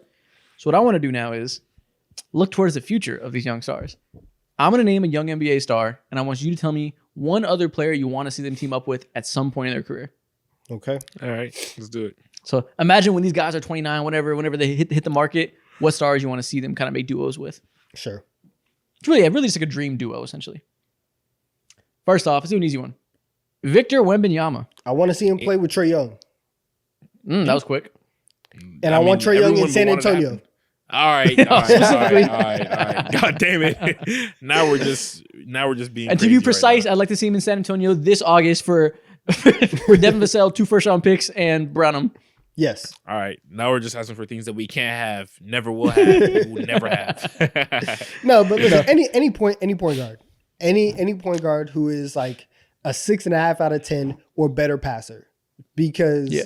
if you can have just a little bit of playmaking around Wemby, that's all you need. He's clearly already is in that defensive prime. He's about to win the next 10 DPOYs. Get somebody to set him up, throw him the entry pass, set the rest of the team up. We're good. I got an even better idea for you. Put him with LaMelo Ball. Talk about box No. office. No. Do you know all the crazy shit LaMelo would try with him? He would throw shit off the side of the backboard and be like, yeah, when we get that bitch just somewhere this up there. I think is- LaMelo would drive Wemby insane. This is where the difference between us lies. You are vying for Instagram likes and views. I'm trying to go for championships, right? I want wins, concrete success. Let's take this a step forward. Let's get him with Cade Cunningham. Oh, okay. Cade's yeah, good. listen. Any You go point with guard would be anybody. great. I kind of like Trey more. I want to see him with the best lob thrower I could possibly imagine. That's Trae Young's game. Let's make it happen. All right. I like it. Not in Atlanta though. Next up, Anthony Never Edwards. happening. Ooh. Okay. I want to see him with the passer. Yeah, for the love Again. of God, get this man a point guard, please. Yeah. Point guard who can preferably shoot really well because he is in hell every single time that he decides to That put his sounds head like Trae down Young. and run to the rim. Yeah, we're put him in put his ass Minnesota. in Atlanta. In He already got a Minnesota. couple cribs there. In Minnesota. What? Him and Dame would be really cool. Dame? I feel like Lillard would fit well. Yeah. Yeah. Yeah, I can. Oh, I that can would be see that. disgusting to stop. I can It's see silly that. tough to stop. But I need Dame a would be point creative. guard. For Ant. If we're gonna go all the way, I want a point guard who can play some defense as well. I want. Hey, Cade would be cool. That'd be pretty Listen, sick. hey, Cade Cunningham. If we please let's throw somebody Cade just everywhere. Cade just the perfect guy. save Cade Cunningham, put him with any star, he'll work. Okay. No, honestly, to be a little more realistic, Darius Garland. I think everything that D. Mitch and Garland are doing right now, fitting so well together, they could do the same thing with Anthony Edwards. Give him a point guard that's an amazing off-ball shooter, an amazing passer that can make his life easier. It'd be perfect. You know who else will cook with him? Give him Scotty Barnes. That way we can recreate MJ versus Scotty. We got Yep. Walmart, MJ, and Anthony Edwards, and Walmart, Scotty Barnes, or Walmart, Scottie Pippen, and Scotty Barnes. We got the Timu Bulls at home. Let's do it. Exactly. I love it. That would be perfect, though. A big wing who can defend and do a little secondary passing. That would make his Now, life easy. Can I throw out an option? If we're talking about Instagram views and likes, Oh, right. God. the Timberwolves. Jordan Poole. No, the Timberwolves are in a very interesting, kind of desperate situation. What if they get Zion up in there? Oh my And you God. get Anthony Edwards and That Zion sounds like together. a catastrophe. That team is so all over the place. I do not. Bro, T-Wolves are already Zion- stressed about Anthony Edwards and what he says Zion after and Anthony games. Edwards in one city plotting a mission at night on a weekend. Understand. I like this. I like this. I think the two-man game between Ant and Zion would go crazy. They gonna be, yeah, I mean, yeah, on TMZ every night, bro, for sure. God damn. The two man would go crazy. You fucking glazer. He's a demon. On the court. So, bro, they be in a section. They be going crazy. Their money spreads. Doing Oh, money they so spreads. tough. All right, next up, Paolo Banchero. Franz Wagner. Oh my gosh. All right. I'm trying to tell you, these guys, when Franz comes back healthy and he plays the way that he was, Paolo's here, right? He gets back into a full rhythm. The Orlando Magic are here to take over the league. They're here to put the league on notice. Next I wanna 5 see him years play is Donovan ours. Mitchell. I want to see him play Donovan Mitchell. I want to see him with two guards Yeah, that any can two do a guard. little playmaking. A good shooter who can make it so Paolo doesn't have to be the point guard. That'd be nice. Okay, I like that. What if we put him alongside Chet Holmgren though? Just massive team. His That'd be sick. counterpart. Yeah, just a massive team, perfect center to place alongside. I always him. love the idea of top picks in the draft teaming up one day, like Ja and Zion. Like it would just be fun. It's just a good story. If we got Has it ever happened? Probably. probably like some player teaming up with the second overall pick who's really good. Yeah. Has I guess not LeBron come and Wade is close, but it wasn't two. Oh yeah. LeBron and Wade is the equivalent of the top two guys from the draft. Yeah. Okay. What if we got Darius Garland to the Magic to play You with just Paolo? want to put Darius Garland everywhere. Holy shit. I know he fits anywhere. He's a great You're a player. fan. He's scalable. What do you want me to I am say? too. He's I very guess. scalable. Okay, next one. Cade Cunningham. I need him with some type of demon who loves to put the ball in the bucket. I need him with Anthony Davis specifically. No other room for conversation. He needs an elite big man who can create so they can't double team him. You dump it off to an elite scorer, so to make his life easier. As soon as the Lakers blow it up and LeBron retires, we need to get Anthony Davis to the Pistons. I got some bad news for you, buddy. It's not going to happen. Why not? It's not. I will make sure it won't happen. That's why. You'll make sure. You don't want to see Cade thrive with Anthony Davis? You and what army? Well, it depends. It depends. You a Pistons Wait. hater? Wait, talking about this is in Detroit? Yeah, I Yes. said to the Pistons. Okay, I'm all in. As long as it wasn't happening We for just the don't Lakers, want I'm good. we just don't want the Lakers to see any glory. That's all. No. I was going to say, we're anti-Kate success now? What's going on? Yeah, no. Hell No, I'm all in on Detroit. On Detroit basketball. Okay. Let's get him That's Anthony the one. Davis. Detroit basketball. I'm all in. Let's not do that again. Next one. Chet Holmgren. Send him He to can play with Detroit literally anyone, bro. so he can play with Kate. And we can get some real. You know who would be Detroit fire with Chet? basketball. John Morant. Shai Gilgeous-Alexander. I mean, that's just a better version of John Morant. So yeah, he got drafted to the perfect star duo. It's hilarious. How many guards in history would be better fit? How many guards could you possibly think of? Like, as a stretch big, you want a slashing guard next to him? There's like 2 in NBA history you can imagine being a better fit with him than Shai. Put Stay D-Wade at with home. him. Stay at Yeah, home. like Jordan, Wade, Shai. Like, how is he in a top 3 outcome already? Stay at home, bro. He don't need to go nowhere. Yep. Stay in OKC. Know how good you have it. The grass is not greener. Take over that Dave and Buster's. Make sure that all the high scores are yours. OKC could be your kingdom. Trae Young, besides Victor Wembanyama. Zion. No. Ew. Hey, we can make that happen. He's available. We can set something Yes. up. No. If Zion can, if all Zion needs to do is just jump and still be somewhat athletic, we can get Trae the lob threat to start throwing lobs everywhere to Zion. Zion might get his image, Just slide Jalen Johnson to the 3. Atlanta Put Zion right there. Hell no. This is the worst city for Zion Williamson. He does not need to be here, and Trey's not going anywhere either. Null and void. Let's be realistic. Give him a big who can catch lobs. Zion Williamson at Magic City. Just listen. spreads. Just give me Nick Claxton, and I'll be happy. Oh my god. Give me Nick Claxton. Not even spreads, money bags. You know what I'm saying? Like, tab is staying open forever. Never close it. Opening a line of credit with Magic City. Oh my gosh. You're all calling him a rewards member. He got perks. Magic City What? points. God. No, like Magic City perks. Car points. Hold on. He's getting reward points. That's what Magic City Mondays. we're just talking about, just some light freaky activities. Trying to make him into a drug addict. Like, No, I'm not talking about Other that. perks. PERKS. Yes. Not that. I thought you were talking about that being on perk 30s. I was like, what? No, Where did that no come from? 30s. No. These videos are posted on Max. Why Look is at he what out we're doing here? to the corporate media landscape. Oh My my bad. God. Oh, man. I Nigga, heard talking about, wrong. who are these buffoons talking about this? I heard wrong. They're for the deplatform us. Oh, What is the CEO going to think?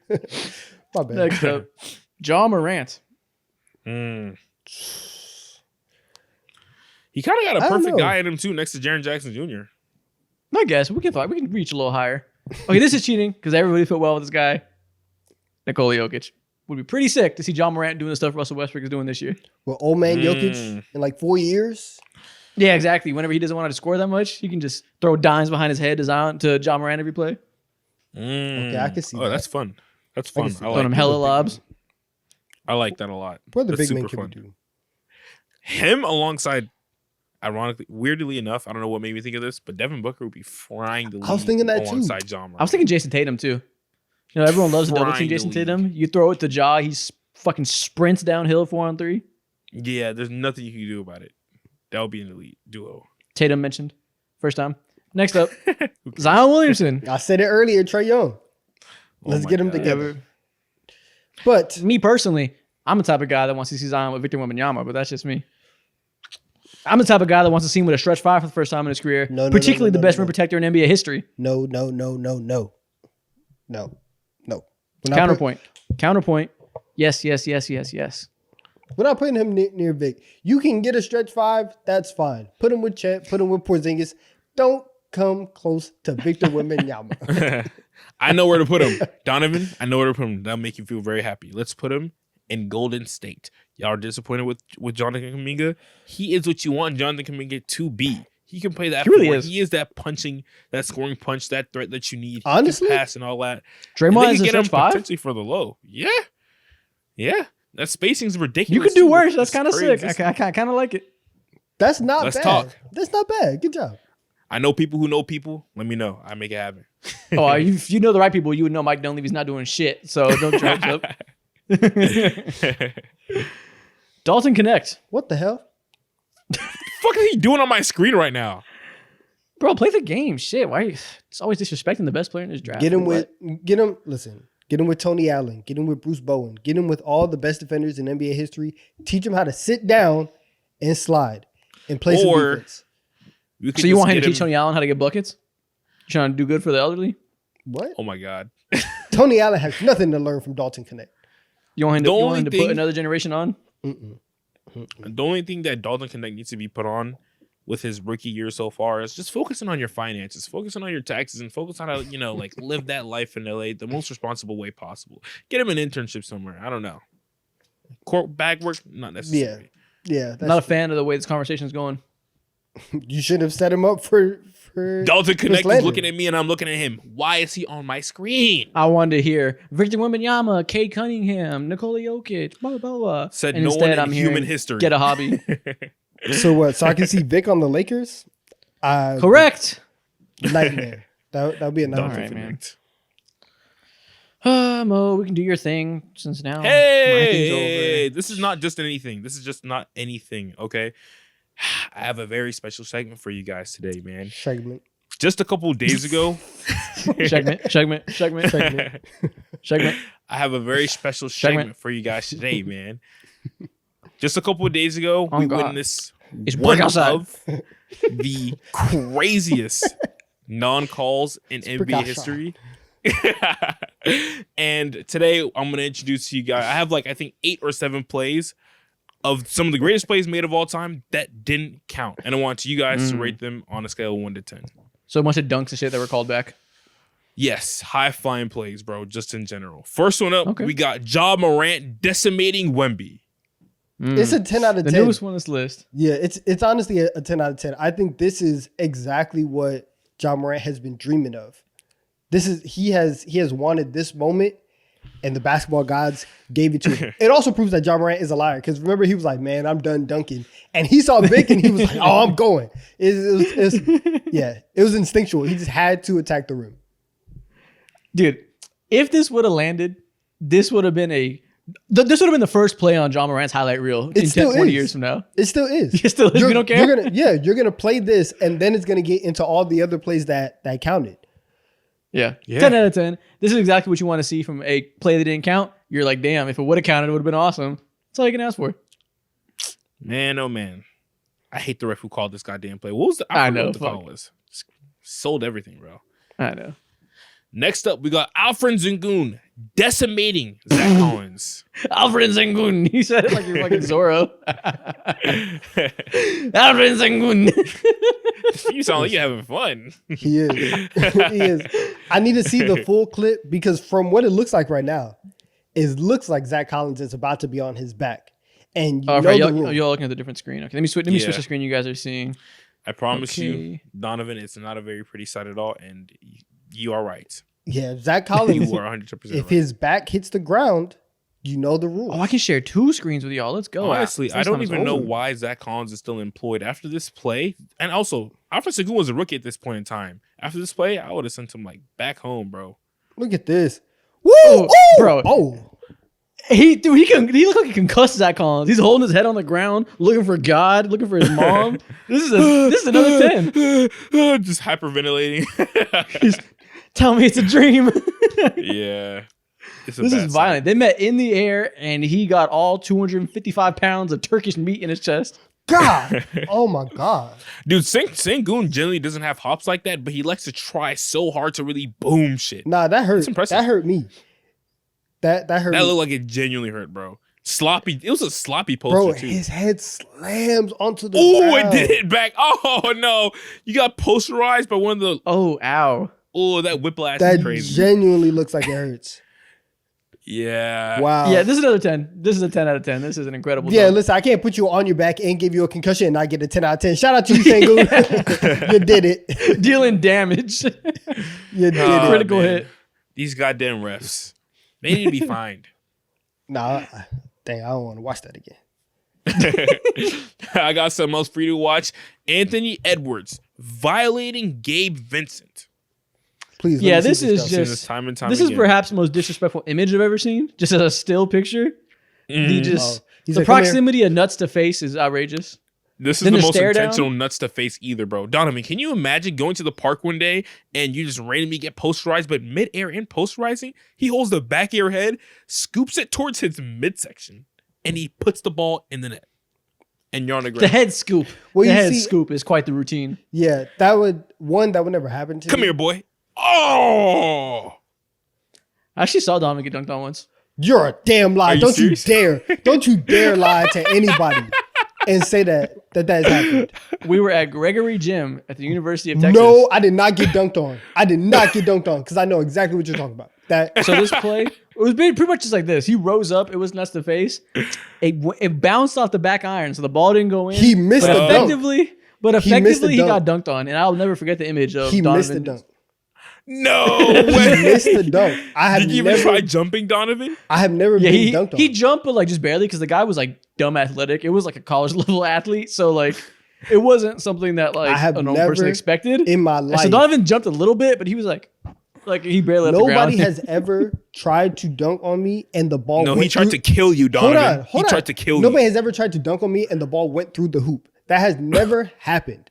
It's never So happened. you're not denying the nuts and face. You're denying the ball and hoop. Okay. Nuts were not in my face either. Did he, It was on did my he at least chin. like almost fall back or stumble? Because that would make things even worse and I would lose respect. No, he landed very cleanly. He landed virtually unaffected. He just kind of missed. Okay. Whew. Thank God. I Our was friendship not was on dunked the on. line, I was Donovan. not dunked on. And I was looking at it, I was like, damn, I'm glad I'm not back there. I'm glad I didn't run back on defense. Shit. Mind you, the worst thing about all this was that it was like 12:30 in the morning. So like the runs weren't great either. Oh, shit. You know, it wasn't even like it was a close game. Did you guys at least win the game? I honestly can't remember. I'm surely not. If there's a guy trying to dunk on Donovan, surely we didn't win the game. First of all, let's not act like, listen, 2019 shooter, real life Ooter. What? I'm not even lying. Listen, back in my day, You were playing against fucking Stephon Marbury over here trying to jump over you. So I just assumed it didn't go well.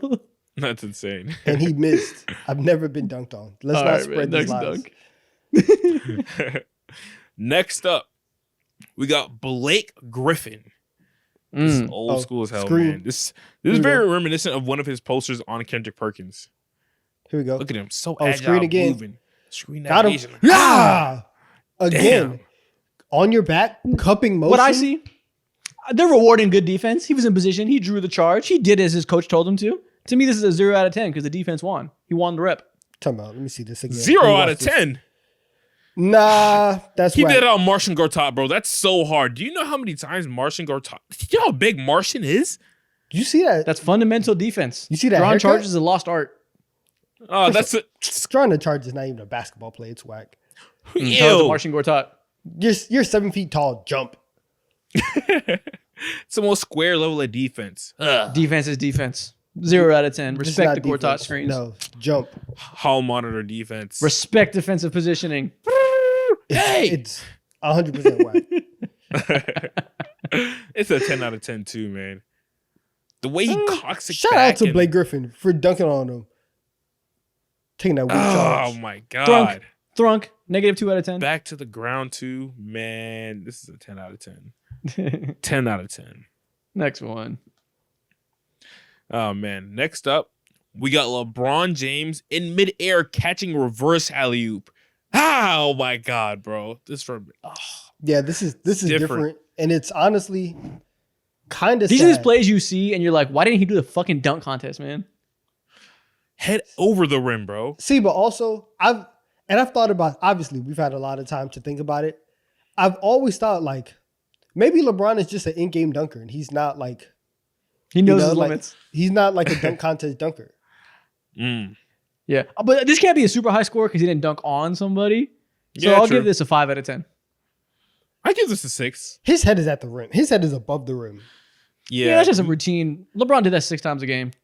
But mid play, like calculating, okay, I'm gonna catch it reverse and I'm gonna like do a fucking whatever the fuck this shit is called. Yeah, nah, this is He was This is just above 5 or 24 6. years old showing off because he can.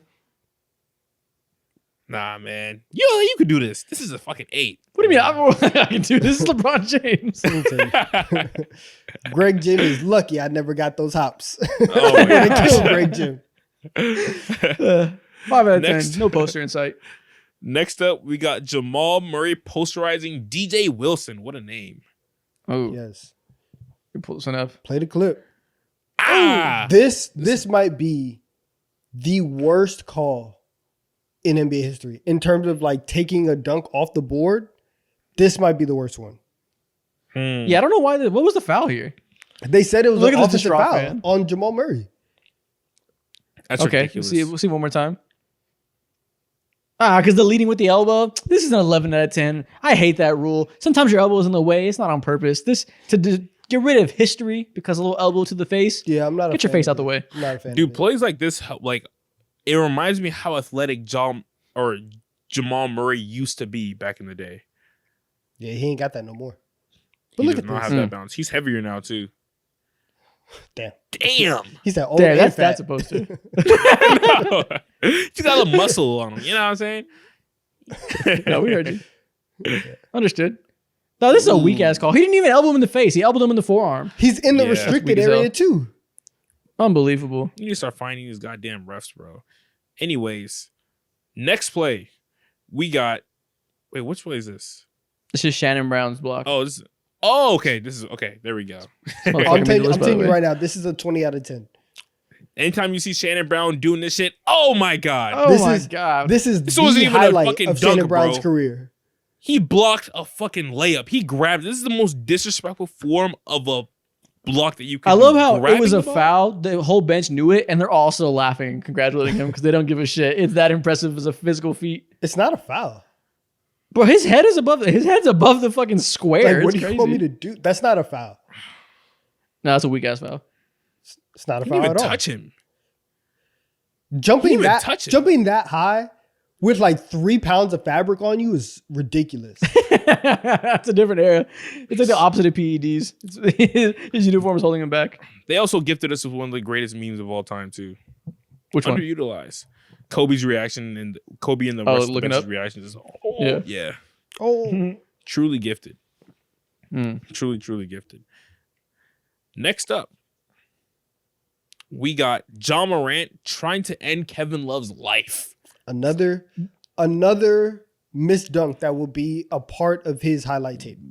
Yeah, Man. the dunk didn't go in. There's was other ones actually where he missed. actually finished the play. Yeah. Can't give this a high score. It went off back iron. Yeah, I can't give this a high score. It's not a 10, 8, or 7 at all, but the creativity, not even the creativity, the audacity Stop to it. The try photo, this. this photo, the photo of it is elite. 10 out of 10. The fact the ball didn't go in, I can't rank it like more Because than a what? 4. I got you. They're gonna play that clip and they're gonna stop it right there, fade off, bah, bah, bah, bah, bah, and then it's just It's gonna gonna be be a an lot edit of that cuts fast real fast. Yes. Hella jump cuts. People are never gonna know he missed his play. Yeah. Damn, such a dangerous play. I know. know. He was We're gonna insane. give Why this would you like try this? Guess Four. Bro, he tried to jump over him. The goal was to Dude. clear his head. That's crazy. Good. There's That's so what many you should insane do. highlights of John Morant jumping dumb high and just going nowhere and like making whatever play happen. This is why he gets hurt all the time. He just be trying This is a poor business decision. This is crazy. shit. That's what Kevin Love Yeah. deserves to try and take a charge. You were so anti-charge. You want him to very- jump with John Morant? I'm very anti or get out the way. Get out there. Don't play defense. That's funny. Yeah, that's All really right, my next thing we're going to do. Let's talk about Kay Cunningham. The Again? breakout star of the season so far. I think, well, we did We'll talk our about top Kate all 30 day. player rankings. We did our top 30 player rankings munch. the week before Christmas. And he didn't get ranked. He was like 34. He was just outside of the list because he had about 2 weeks of really turning up when he started in the beginning of December. And since then, since we did that ranking on December 22nd, he has continued to go fucking apeshit for a month and a half. He has clearly established himself as like a top 25 player in the league at worst. You can push up even higher if you want to just count this season. So let's talk about where we rank him. I have a series of players that we're going to compare him to, levels 1 through 5. You're going to tell me who's better, this player or Cade Cunningham. okay. Talk to Okay, me. let's do it. So just who's been better this season, I guess. Level 1. Oh, wrong. Level 1, we got Jamal Murray. Cade has Cade. easily been better. I'm Jamal not Murray thinking started twice. off the season stupid slow. Cade didn't start off the season great, but it wasn't as slow as Jamal Murray. Jamal does nothing better than Cade right now. Yeah, you're probably right. We had to start somewhere easy. Obviously, Cade clears. Level 2, Tyrese Maxey. It's Cade. I'm honestly not thinking twice about it either. Listen, Tyrese Maxey, when he's playing off of Joel Embiid, second option Tyrese Maxey is a fucking demon. I think I could put Cade Cunningham in a bigger variety of situations, and he's going to thrive and get his game off. 100%. If you swap their roles, I promise you, Tyrese Maxey is not smiling about anything. All the joy that he plays with, that's gone. If he went through the In fires Detroit for 3 years, if he went through the fires that Cade Cunningham went through, he'd be like, "Listen, man, this basketball stuff is not a game.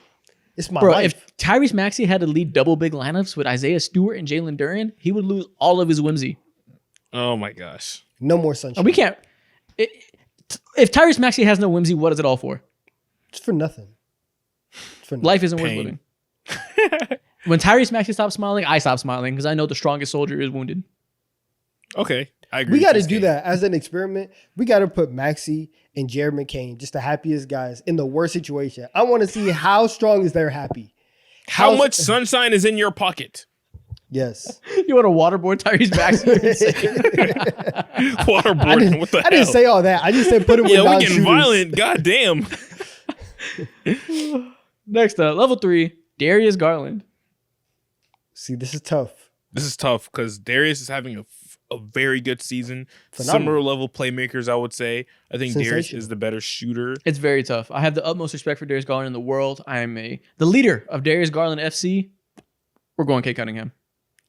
We got it. Yes. With the shooting leap that Cade has made, he's a better passer, better defender, better shooter. Neither one of them are changing your life. Let's Scoring slow at down the when it rim. comes to shooting because Darius Garland is like 50, My bad, 40, 90. My bad. You're right. As good of a shooter almost because yeah, same close to the same tier of Cade, shooter. yeah, it's Shout out it's Darius not Garland. a weakness for Cade. Yeah, but I like Cade's size and versatility scoring. Seems Yeah. harder to stop. That's what I meant. Was more like his ability to get his game off because of his size and ability to shoot off the dribble. But you're right. Yeah. Garland's probably a better shooter, but it's close. I'm agree gonna with go you guys. Cade. I'll go Cade. Long term, if I was starting my organization from 0, I'm taking Cade 10 times out of 10. Yeah, exactly. But shout out Garland. Garland's not too far behind. Yeah. Level 4, we got Trae Young. I'm taking Cade. Oof. This is No hard hesitation? too. Actually, no, there is hesitation. I just wanted to piss off Mo. Year by year. So Trae Young still deserves to be ranked higher because he's done it for so many years. But just this season, Cade's been undeniably better since Trae Young just forgot how to make his floaters. If it continues, if it continues, If we're just on like counting this year, we got to go Cade. For this year, I would give it to you. Cade has genuinely been better. His playmaking has been he's been one of the 7, 8 best playmakers and passers in the entire league. The shooting has elevated again. Also, he's better on defense. I'm The fine. chain's with been Cade. snatched, Mo. it is being Listen. snatched. He got it for now. He's in Detroit. He's been through some slumps. It's okay. He got it for now. He's not But right next back. You're not getting the chain back. It's fine. I got it. I'll get it. Trey will get it back in blood if it needed, bro. I'm not worried about it. I'm not worried about I don't know if he will. I think Cade is taking Trey's chain. I think he's snatching it, and I think he's pairing it with them Cartier frames that they wear up there in Detroit. it. And I think he's looking fly. I don't know. I think Cade Cunningham got it. We got something for him. Don't worry about it. We got something for him. What you got for him? Not a damn thing. DeAndre Hunter? Not a damn thing. Guys, stop doing this to my ice goddamn Trey King. Leave him alone. For right now, I'll give it to Cade. Level 5, Steph Curry. And this is where I say, stop the madness. We're not taking Cade Cunningham over Steph Curry. He's not taking, can't have this he's not taking the conversation chain quick, as the though. top light skin point guard? No. Steph is top light skin until he decides not to be top light skin. Understand that. That is a choice by him. We'll go Steph because I believe if he was in a better team situation, he would still be a lot better. Just this season, it's looking a little Lightning McQueen getting passed It's up. looking a little bit murky, man. I mean, he averages more points. He averages more assists. He averages more rebounds. He averages more Mo, why don't you blocks. stop talking? Mo, Like, why don't you do that? everything How that I about said you shut isn't up? How a about that? lie, though. Like, I'm just stating facts. You know, you can how choose about to we hear try them or that not. out for a little social experiment. How about we collectively shut the fuck up? How about that? Yeah. He's been more efficient than him too. Steph is only shooting 44% on the year from the field. I mean, he doesn't have a higher true shooting though. Steph's still more efficient overall. I'll give him that. From the field. Yeah, but yeah. Okay. Four We're going rings, Steph. 4 rings, 7 Piston cups. We're talking I'm about taking Lightning McQueen out, taking 2025. Steph Curry. What the hell are you mentioning Piston Cups for? See, you're not in the know. He doesn't know shit about Piston Cups. I don't want to be in the know. That's not my lane. Steph got it though. Steph got it. Count your days. Yeah, count them fast. Shout out Cade, man. It's so funny. I was looking. It's still up there. Our like 5th to oldest video from the first few weeks. We have a TikTok where I'm arguing that I think Cade is gonna be a better player than Anthony Edwards. Oh yeah, fucking moron. I mean, I remember that. I mean, I was going up against you. Is Listen, is now the time to say I was wrong? I mean, Listen. one's trending pretty highly. listen. It's not the case just yet. It's I not have the never case been just wrong. yet. I've just It's been not looking early. like it yet. I don't know about that. Never one, wrong. Chief. Never Yeah, wrong. we Just can- early. I'm not gonna say you're fully wrong, but so far your not right. take Early. is aging is going really slow. Early. It's super slow. Early. Super slow. Now, by the time you're like 28, 29, sure, you can have that conversation. But they're fucking And 28, all that means to 29. me is I was playing the long game, and that's how you want to invest. Seems like a super slow investment. You look for get rich quick schemes when guys can Thanks. win Rookie of the Year or like make an All Star appearance in year 2. That Or means just go nothing to to the me. Western Conference Finals with like. I'm some looking of for the worst sustained spacing on his excellence team. through your And that 30s, is- through your retirement years. And got his chain snatched Chain snatch. in the conference finals. He was going up against one of the fucking Luka fucking Doncic. What? And didn't match up. Because he has Carl Anthony Towns and Rudy Gobert on his team. What the hell? Gobert. Oh, man. All right, man. Last thing I want to do, let's do a little variation of the Keep 4, Cut 4 game we've been playing. We're going to do, I'm going to name 6 names of different players. You got to put 3 of them in overrated and 3 of them in underrated. Oh man. So maybe you We're don't walking to believe this any of them point. are underrated or overrated, but you got to pick somebody to be there. So you better choose wisely with all these names. We're moving into this blind. Yep, you don't know anything. We got to lock in. Player 1, Shaq. If anything, he's a Shaq top has 10 to be. player of all time. He How has to can be. he He has to be overrated. What? What? If Why? I think that there is, when you talk about like most dominant, that's like a term created for Shaq, but also there Yeah. are several centers that you can make a case for ahead of Shaq. Like you can say, Do you really want to start this list by ranking Shaq as overrated? do you want to say that Shaq Shaq's is too underrated? Shaq is too good for being. It's not my list, so do what you want. We can't call a top 10 player of all time, like a consensus top 10 player of all time, overrated. It's tomfoolery. What are we doing? You know what? Again, I think that Shaq is properly rated, but I guess if we're talking about in this era, I would say underrated because a lot of people, when you talk about like 2017 Warriors versus 2001 Lakers, they're like, oh, how are they going to stop Stephen Clay? It's like, who do they have for Shaq? Like a lot, like people do underrate how dominant Shaq would be. Right Yeah, I think now. people take his like bigness for granted. It's like, oh, it's just this big guy. It's like, no, he's also the most skilled guy, the most agile guy, deceptively fast, deceptively good passer. Like some of those skills are lost because people are just like, ooh, massive. Yeah. Okay, I'll I'm go taking underrated. underrated. I flip my pick. Underrated. Like, see, I didn't want you to start on the wrong note. I had to interject a little bit. Thank you. I won't be doing that again. From now on, you're gonna be able to fuck yourself. Thank you. Player 2, Shai Gilgeous-Alexander. I think he's upcoming onto his first MVP. Naturally, he has to be underrated because the NBA does. just started pushing him, and he's been a star for like a year and a half, 2 years now. Yeah, he's playing at all-time great. He's playing at like all-time legend levels. He just needs the accomplishments to come. So that's typically a time someone's underrated.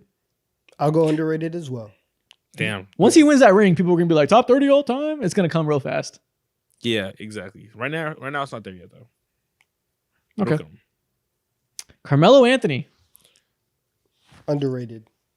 What the hell? We're not using the last spot for Carmelo Anthony underrated.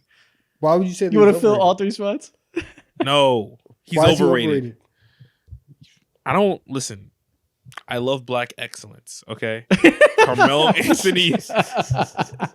When it comes to just Stop I love it. the pivot to a new maximizing career. Stop I it. love media success. Stop it. you know, he's a dad and he's been there for his son. His son's going to be in the league in a couple of years. You know, He's a good like, father. he's a great That's father. how you know bro. it's cooked. You know, but Those tweets, this the guy you're making fun of, and it's somebody with their wife and kid. He's underrated. Exactly. He's not underrated, brother. He's Do you not want to use underrated. your last spot on this list and go Yes, I three do. straight overrated? Yes, I do. No. Oh, well, Yes, I do. No, we cannot do that. That's Yes. Someone has to budge. No, let's Someone do has it. to budge. Let's do Do it. you care about the integrity of our list, or are you letting your I fandom don't give be a in the damn. way? Put Oh my God, Carmelo Anthony bro. in underrated. Oh my God. Y'all we gonna have the cannot box do for it at this rate.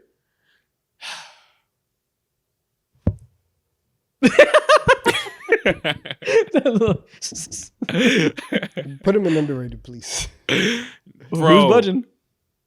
bro, we can't. Why would you put him in underrated? Tell me why. What's his case for being underrated in NBA history? Carmelo Anthony at this point has gotten to a spot where people are like, hey, yeah, like he can score, but he was never a winner. When Carmelo Anthony has like led teams to like decent, you know, and like above average team success. He is a great, like one of the best scorers that we've seen in NBA history. He does have success at all three levels in the NBA.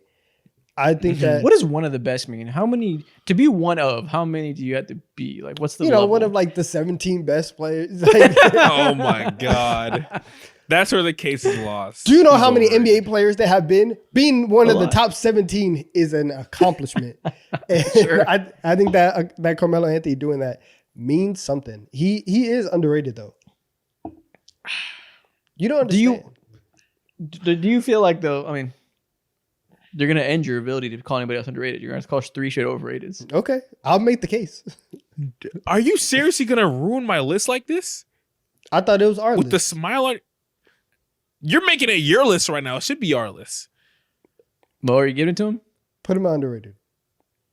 Let's see what happens. If it's fucked, you owe me a I'll jersey. take accountability. Okay. Yeah, you're taking accountability. Kobe Bryant. You owe me a jersey. What the hell would you do? Why would you do this for? I want an 04 Kobe Bryant jersey. Fuck that, man. What the hell? For Carmelo Anthony?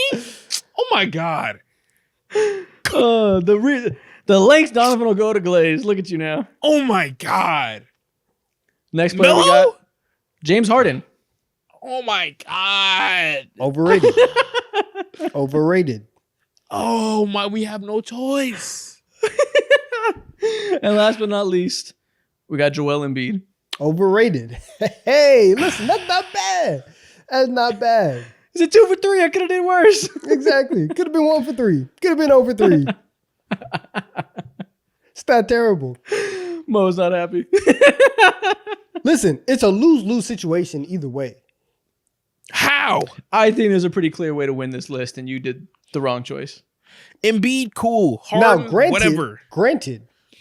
had I known it was going to play out like this, maybe some choices would have been. But understanding that you go in blind, I not was knowing, telling you these choices so were what? possible. So what? We were playing blackjack. I took a hit at 16. Sometimes you lose, right? That happens. Why don't you just take a chance with your life sometimes and live on the edge? And it's okay. It's okay. Who's going to do anything to us for making this list that we didn't know who was coming next? It's about integrity. Nobody. You heard it here That's what it's first, y'all. Donovan hates Kobe Bryant, and he thinks he's like not even top 20 of all time. And I think that's embarrassing. And I think you should flame him in his Twitter Nobody mentions. You should comment, Donovan, going why to do you do hate anything. Kobe? And that's the end of the episode. We'll see y'all next week. Also, Mo, I cross my fingers. You're not getting a jersey. No!